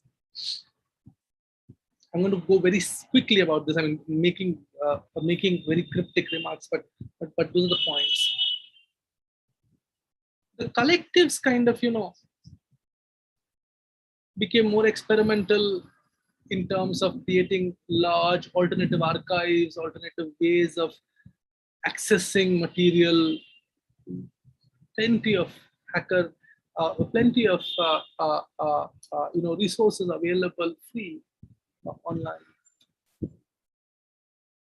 This is another important shift which is important to kind of place, is that the difference question around gender, around caste has sharpened and become very acute, and it has very clear and expressions of itself in media, through popular media, but not only through popular media, but also in everyday lives. A whole set of new ways of working has emerged.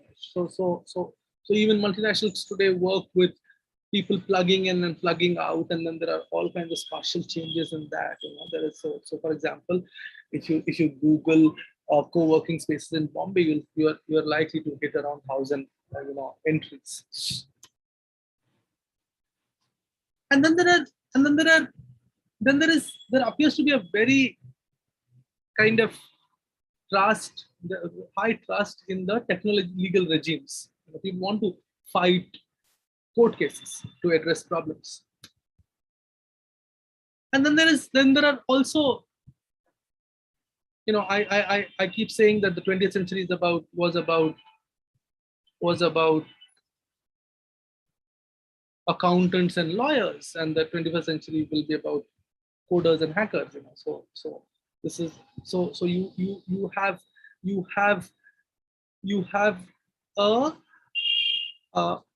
you know autodidacts and self-generated uh, uh, uh, you know organizations which kind of produce many conceptualizations and provide it to the world. And somehow we locate ourselves in that 2010 2020 kind of bracket where we came into existence as a school of architecture, trying to kind of figure out what we should be doing and how we should be doing. I'll let Rupali to kind of continue the propositions. Rupali, you want to come in? Should I stop sharing? Rupali, I think you're mute.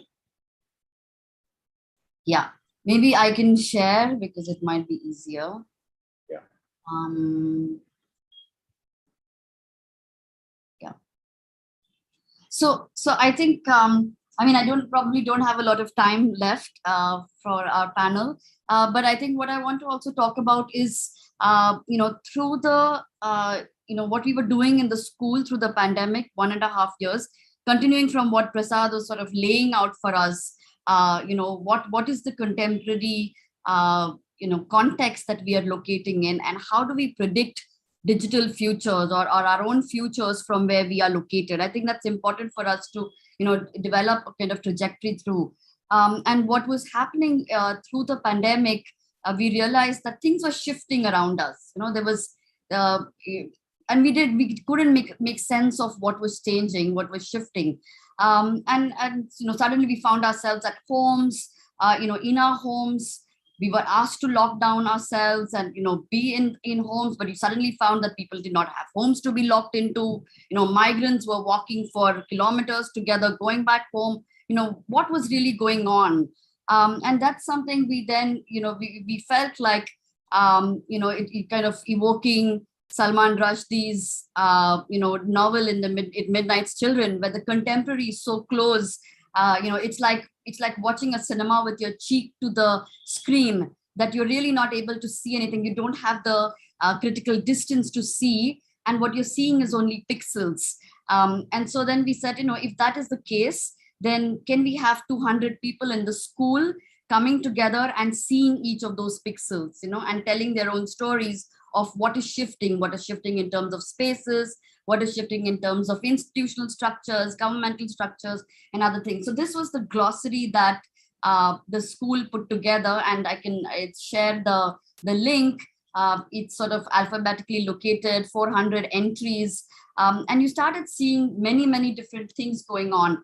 And I think just to kind of draw on some of the patterns that we started noticing from there, was the collapse of the home. You did not really kind of, what does it mean to kind of think of the idea of a propertied home? Perhaps there are ways in which you kind of start thinking of homes as more, networked spaces, more in ways in which, they're not as sort of permanent, for a kind of bourgeois family to locate itself, but maybe there is a different idea of home that emerges. Another sort of thing that we started noticing was institutions had started to come together more through solidarity networks, and we saw that, when larger infrastructures of health, governance started failing, you started seeing that it was basically small solidarities, friendship networks that started holding things together. And perhaps that's the future of our institutions, which are, which come through more, digital infrastructures, smaller footprints, but more networked kind of places and infrastructures that start emerging. And that's something that we started seeing through, all kinds of things. We had contact with the world, new friendships emerging.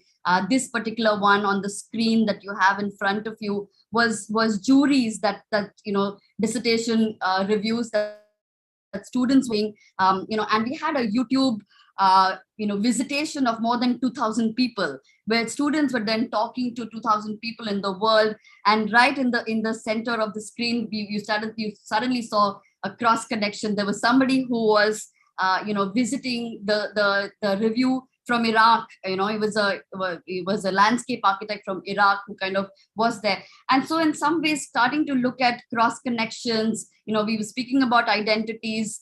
We started seeing completely blurring of identities happening and new ways in which, these solidarity networks started emerging. So I think that's somewhere where we kind of also locate ourselves. At the school, we have launched something called the Center for Spatial Studies, which really kind of looks at a tripartite sort of structure of open pedagogy, of starting to look at more networked academia, and also the idea of research, where you sort of locate yourselves into research and start really kind of understanding what that contemporary is in a much more embedded way. So I think I will probably not continue very much because my time is up. But maybe we can go back to questions. I'll just kind of also paste on the screen a link to the glossary, which is I think important for us to kind of start making sense of what the contemporary is, and then also this sort of online exhibition that sort of the glossary started putting together. Again, this is something that is interesting because from the glossary, from 400 of those entries, you suddenly start seeing patterns emerging. So if you actually enter this glossary, I don't know, yeah. So you start seeing these spheres, each of those spheres, and you can start navigating each of the spheres in your own way. So at no point you will ever visit the same thing at the same time. So you click on one of them, and you start seeing various trajectories that start intersecting. And what is interesting is really that's what the contemporary is, that while you start seeing patterns emerging, another sort of entry of the glossary comes and dissipates that pattern and kind of allows something else to happen. So I'm going to I'll kind of paste this link to the glossary and to the online exhibition, because I think there's a valuable resource over there, because the whole the whole thematic of the exhibition, really kind of thinking of digital futures. I think it will be important for us to kind of start parsing, some of the contemporary, changes that are happening, to really kind of start thinking of what is then this future. And again, to emphasize on the fact that, post the pandemic, post the pandemic 100 years ago, it was really kind of infrastructures of health and sanitation that started consolidating themselves and produced a completely different idea of what the public realm was. How do we actually kind of conduct ourselves? But today it's really the digital infrastructure that has, consolidated itself. And that's really something that is going to hold the idea of the future for us. So I'll stop there and I think allow a collective discussion. Thanks. Thank you so much, Rupali and Prasad. I mean, you've been inspiring so many minds, and you continue to do that through such interesting initiatives. I think, yes, that brings us to the end of the session, and I invite everyone for an open discussion. Nuru, would you like to start with some questions?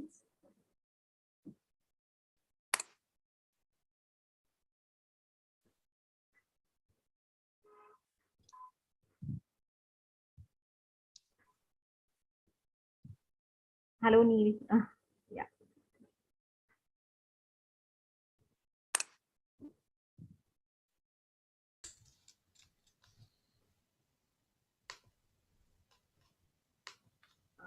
Nuru, you're on mute. Would you like to sorry, I thought you were asking I thought you were asking Neil. Hi Neil, how's things? Hi. Yeah, so it's been a great ride and a bunch of very interesting provocative questions and discussions, and I'm just sort of referring to some of the notes that I jotted down during the presentations. Shreyas was actually talking about the sense of morphological thinking as to how you could bring together morphogenetic design tools that could bring design and fabrication much closer, but inspired by nature. Ayaz spoke about, perhaps investing more on, non-motorized infrastructure and this sort of spaghetti landscape of the 70s or 80s architecture of Western countries, and why are we actually investing uh, in this sort of infrastructure when the West has gotten far beyond that stage, critiquing these forms of construction, looking at new sort of urban concepts such as 15-minute cities, walkable neighborhoods. I also liked, I asked the aspect of, the performative aspect beyond symbolism through some of the cross sections that he dissected through statues and these sort of performative models that go beyond the skin. I think Anoki did speak about the role of virtual reality, and perhaps how we could reinvent these contexts, write them from scratch, without the sort of burden of historical inheritance, and perhaps recreate these ecosystems, natural systems. And how do you sort of see the relationship between humans and nature and cities within this sort of fictional enterprise? Dhruv Jani, very interesting presentation, and I like the aspect of these voids of memory, and these sort of voids of violently repressed cultures and voices. These sort of voids that are engendered by fractures in time, and how do you sort of record that data? How do you spin these stories around to create very experiential tales? The node-based scenario is also very interesting when you start looking at node-based sort of scenarios, and you actually move and you spawn from one sort of sense of narrative to another sense of narrative, and you get this sort of incredible nesting of narratives as you move through this. Prasad and Rupali, very interesting presentation. I think also the fact that we're looking at architectural education, and just was very interesting to see how that shift has happened across 50 years, and what the future sort of is going to unfold, moving into the future. And of course, the whole sense of this post-pandemic world. How do we see a lot of these sort of technologies reveal new ways of interaction in a post-pandemic world? I think one quick point I wanted to make is, where architectural education is concerned, there's been so much of inconsistency and disagreement, at least in the Indian context, about what are the requirements for digital education across architectural curricula. So I think the discussion also needs to see needs to unfold whether we need digital design tools as a set of tools or a niche specialization. And I think this has been sort of fairly inconsistent across, second tier cities, third tier cities, other cities beyond metropolises, and so on and so forth. But I'm talking about pan-India. And there's also this very interesting talk about the digital native, right? And what is the digital native? Which Prensky actually described a generation of young people born in 1980s, since the 1980s, as digital natives, because they sort of were born in that era with the internet and video games and mobile telephones and all of that. And there have been counterpoints to Prensky's claims that just saying that being simply born in the internet age does not endow one with special powers, and how these sort of tool sets become very, very interesting mechanisms to sort of unlock the real potential of innovation and creativity moving into the future. Now, with all these sort of very interesting threads, I want to, if there's any sort of add-ons to this sort of discussion, I would like also, if some of the panelists and the presenters could speak about the role of entrepreneurship India has been seeing incredible sort of startup culture, right? And you've been seeing a lot of investment on that front.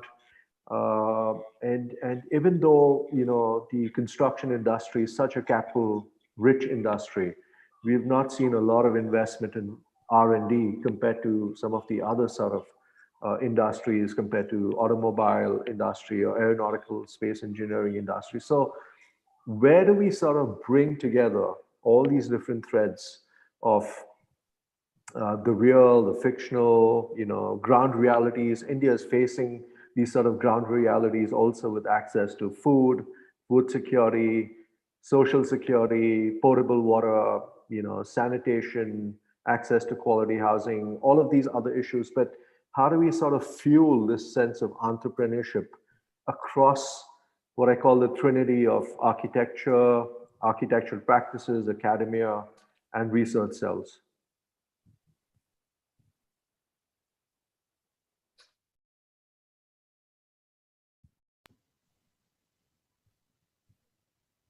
Nora, can I just maybe add just a few comments? I'm not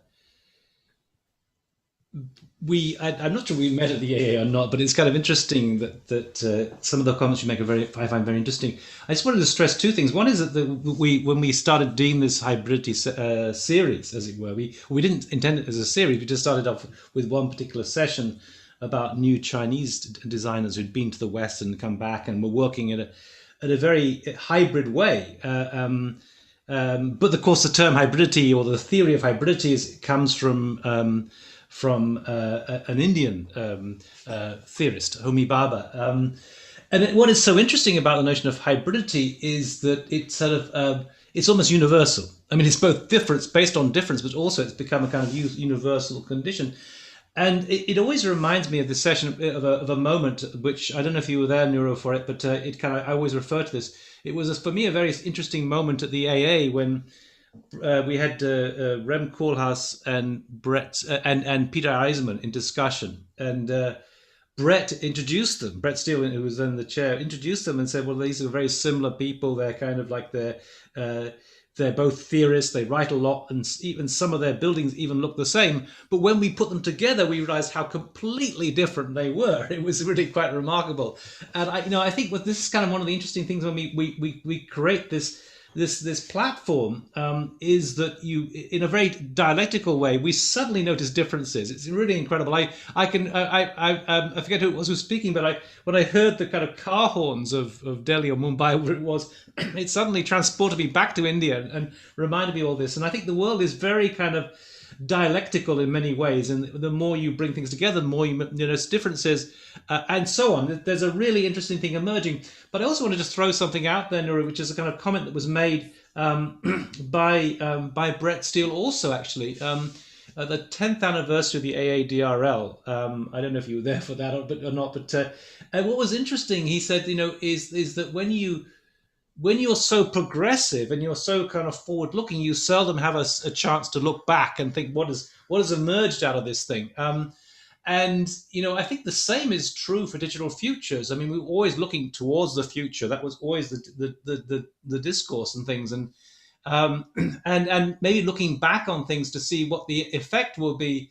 We haven't had a chance to do that. But one thing I would say is I think a really positive thing is the fact that we can find out what's happening in India right now. I mean, I found all these presentations incredibly fascinating, really, really rich. And I think if anything, there's a possibility. I think what really there are two things that I think that it shows is that by bringing everyone together, we could see the individual differences, and it also allows us to get some, rather than having a center and a periphery, now the periphery becomes a center. And I think this has been a really amazing session to find out what's going on in the minds of these hugely creative individuals in India. So I want to thank Bhavleen for putting this panel together.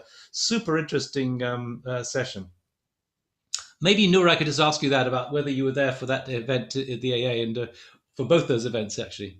I was there for both the events. I remember queuing up at 6:30 in the morning for Eisenman and Koolhaas's presentation to get into the hall. It was a very large queue, and even for DRL 10. So we were very honored that some of our projects were exhibited at the DRL 10 awards, and great conversations. You know, I haven't met Brett Steele in a while, but he's a great guy. Great guy.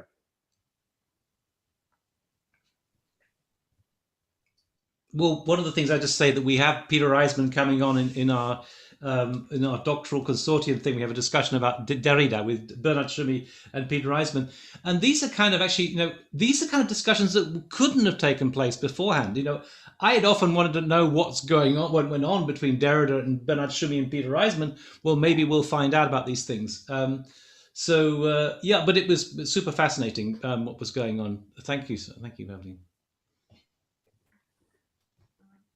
I think we could take up one or two questions if that's okay. If that's okay with the presenters as well. Yeah. Okay. So I just have a more of an overarching question for all of the practices, because one of the binding factor for most of these presenters, including Nuru also, is that the offices have started to look at it, even schools have started to look more towards orienting students as well as the practitioners towards research.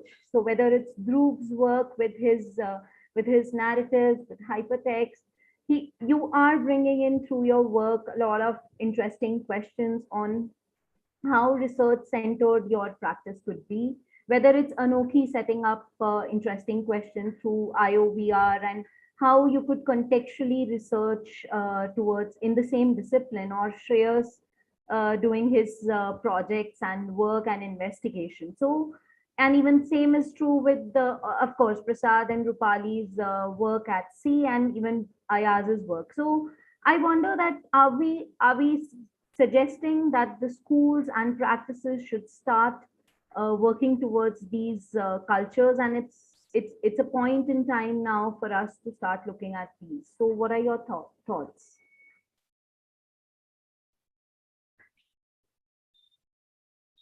Can I quickly respond to that? I mean, see the machine, it brought in bureaucracy, right? And it kind of shaped the world through privacy, permanence, and property.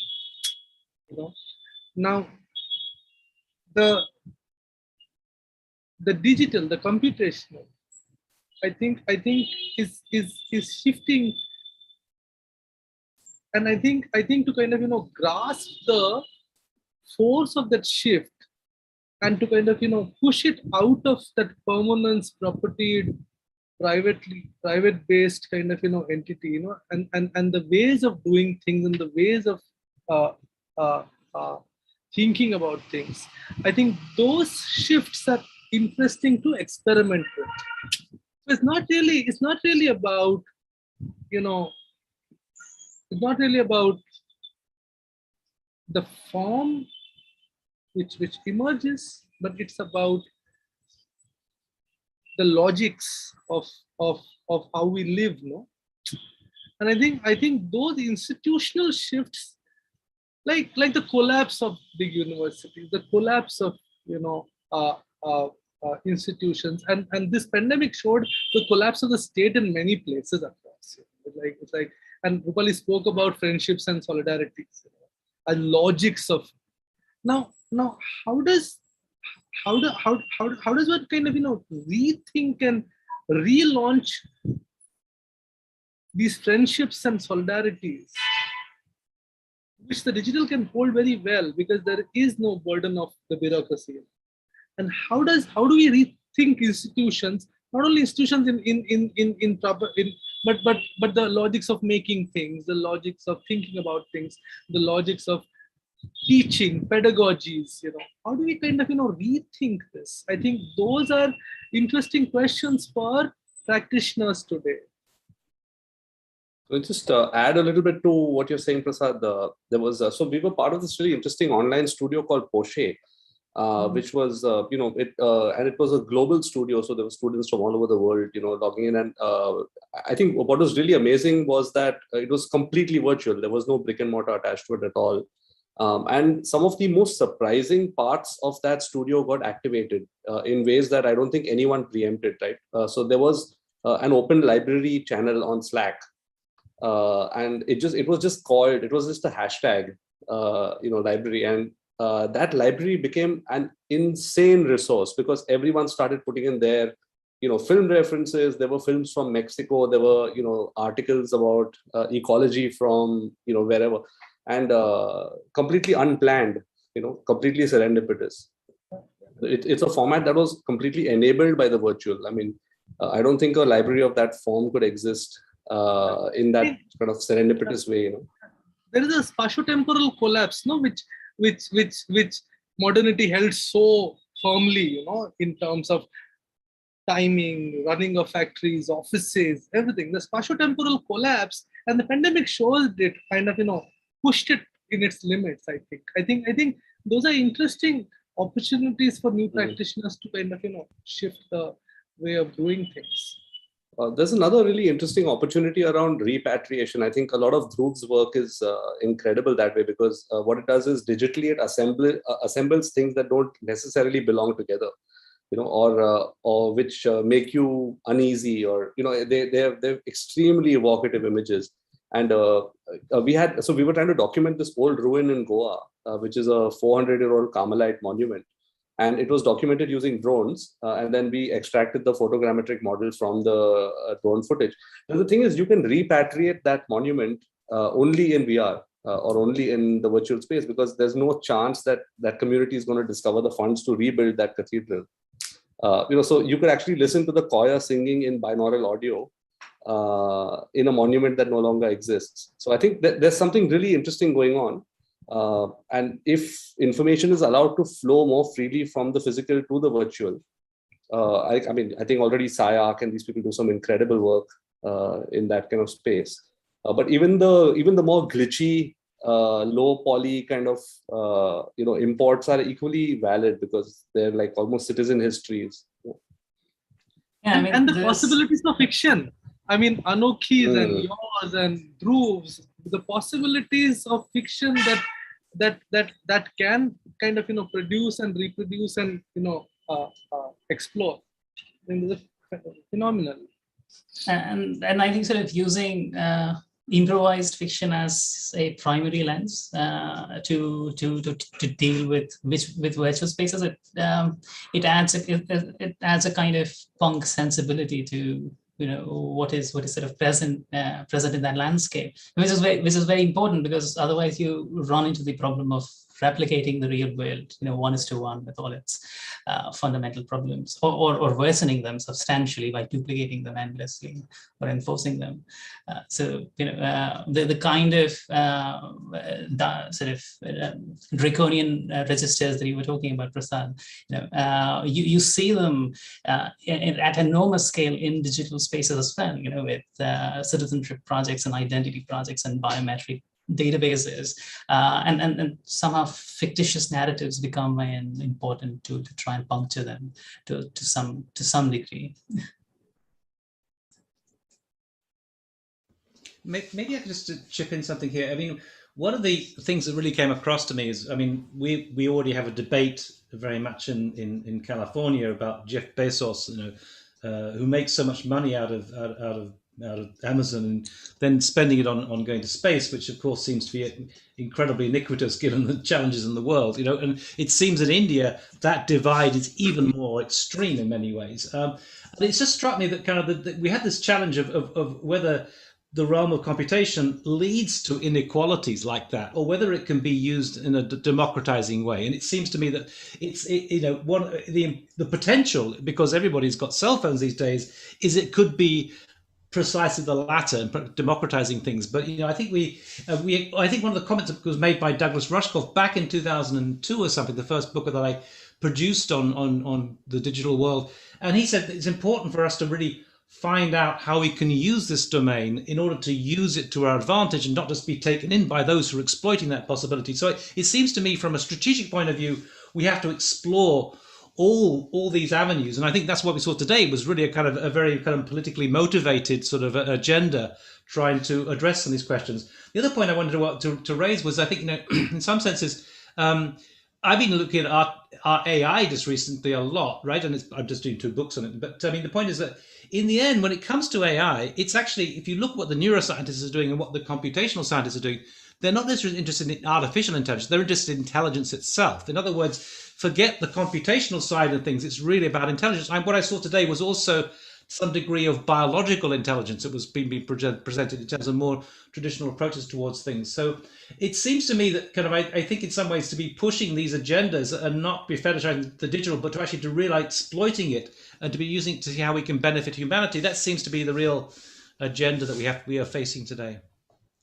I'm reminded of, actually, when you were speaking, and even when Dhruv was speaking, I was reminded of Leinbach and Redecker's work on pirates, and agents and touts, and and these were the guys who pushed modernity, collapse into bureaucracy. They kind of pushed it out.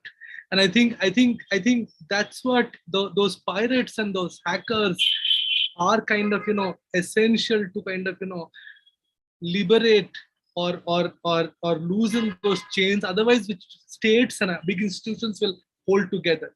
I think that's the task of the pirates, and that's the force of the pirates. Yeah, it's sort of interesting you brought up AI, Neil. And, one of my very close friends who's a solicitor in the country was telling me that his son, who was studying law in the United States, dropped midway because he firmly believes that lawyers in the future will be replaced by AI. And so very true, because there could be cases like where you have a bounced check case, and that could be a verdict could be given by artificial intelligence. So it is something that is going to grow increasingly. You will see AI sort of coming into the more formal domain as you actually move forward, creeping also into other sort of professions. So it is something that we need to look at, these forms of intelligence. I mean, I think that was the original debates about the challenges to the profession came from the Suskins, actually, and there was the father, there's Richard Susskind, and I forget the names of them now, but the father and son, and the father was a lawyer. He was the one way back then who predicted this was going to happen. I mean, I think again, this is another issue. In terms of speculating about the future, we've got to be able to predict the way things are going in order to kind of to be there, in order to go and harness these technologies the right way. But for sure, it's going to have a huge impact on architecture, absolutely. Although maybe not universally in the same kind of way, but it's going to affect us in architecture as well. I actually have a book called The Death of the Architect coming out soon, which is about that thing, which is a bit of an extreme example in many ways, or a rather extreme title, but it's something that we need to be aware of, that it's going to impact upon us. It's both good and evil, and that's my point. We need to harness it towards the benefit of humanity.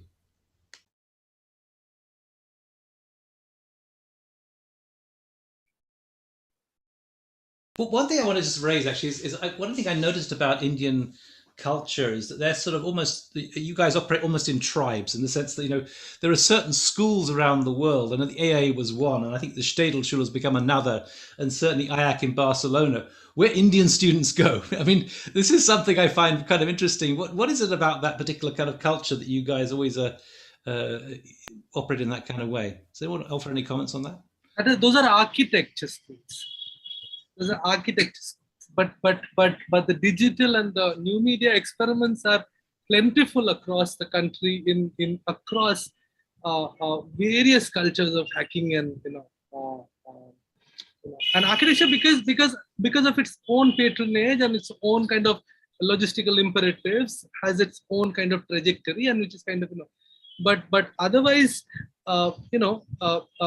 Sarai New Media, for example, in Delhi, it's kind of it set up many premises, many kind of hardware hacks, which kind of which so there are plenty of other examples, and large. Yeah, just talking about the Sarai New Media Lab, had this whole sort of project that ran for 10 years. It was called the Cyber Mohalla Hub, which was, looking at, students from, they were children, not children actually, they were young adults from a basti, from a self-built settlement that came together for 10 years and put together a practice of working with digital infrastructures, listening, writing stories. And it was very interesting in the ways in which a new sort of public realm got constituted, and also learning from, the philosopher Jacques Rancière, with the whole the ignorant schoolmaster, that these were autodidacts. They were students who were learning on their own. They would translate Foucault. They had conversations, and this whole sort of vocational training that we otherwise do of people with low resources completely got shattered, because these were people who were poets and writers and involved in use the digital media to sort of create a self-consciousness. So I think there's a lot to be said about how we kind of think of digital futures and this idea of democratization that you spoke about. I mean, just to say one another thing. I mean, one of the comments that Philippe Morel made is that potentially this, I mean, although we can't necessarily do that much in digital futures, at the same time, we can be there as a kind of like a resource that maybe might even shock the system to improving itself. And Philippe was talking about how Uber had transformed the taxi system in many countries. Maybe by just simply providing these resources, and he was referring to France, because apparently the professors are all dinosaurs in France. You can at least make this available for those people who are enterprising enough to engage with them, and hopefully raise the standard overall. I think one's also using the virtual realm for what it's good for, right? I mean, because most of it exists in binary and in bits and pieces of code. I mean, it's inherently shareable, and it's inherently it mutates, and it's it kind of is built for sharing and built for open source. Whereas most kind of, and I think this is reflecting slowly in the nature of practices as well. Like I think the era of the star architects, and all of that is being heavily critiqued right now by the more kind of the sort of the younger guys who kind of getting into practice now, and who are questioning everything about the way things were, the entire modernist construct, for example. So I think it's kind of interesting that the sort of the medium is the massage in that sense. Like, the nature of the medium itself is defining the roles and values that are being grafted onto it. So, I mean, almost like there's now a culture of collectives. And I think what Prasad also outlined, people are naturally tending towards collaborative models, because I think there's a framework finally for those models to exist in.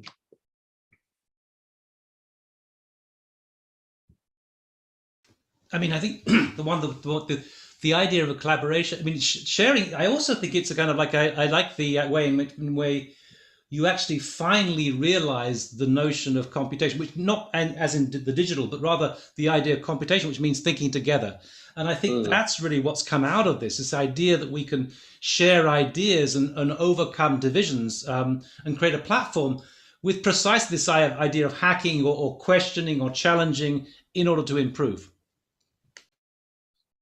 I think the amount of practices who I know who are inspired by, like, say, the Burning Man manifesto, right? I mean, it's crazy. Like, I mean, it's just this, you can almost see parallels between, radical self-expression on one side and, sort of mainstream architectural practice on the other. And people are still trying to make those bridges, which is really exciting.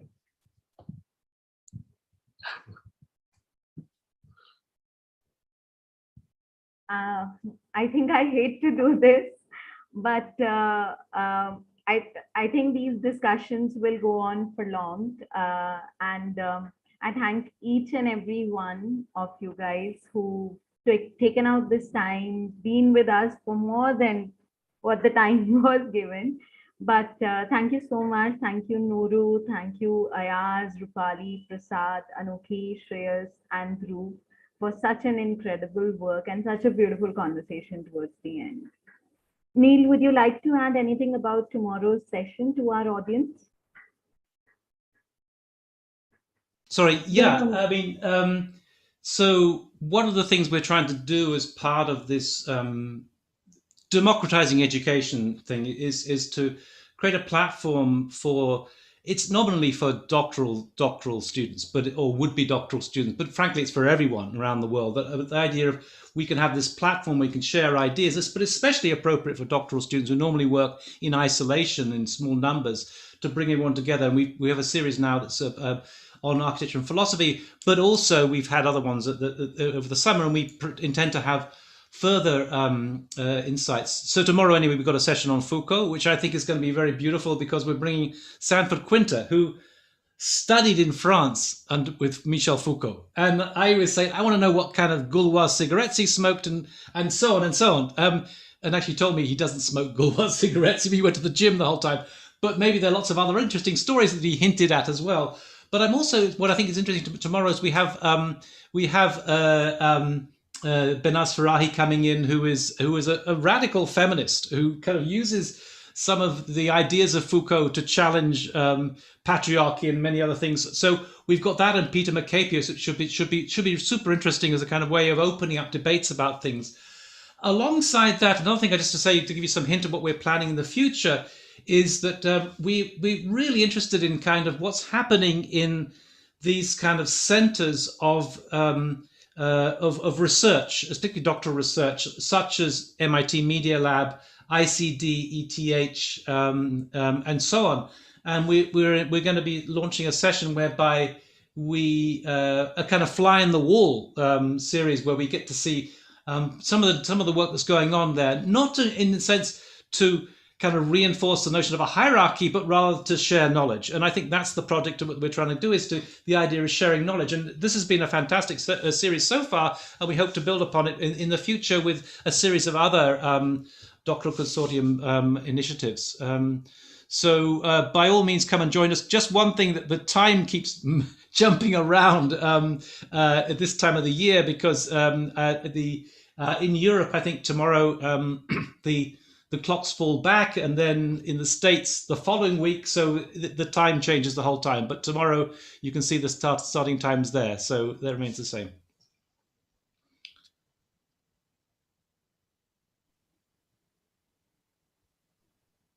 Okay, then we call it a day.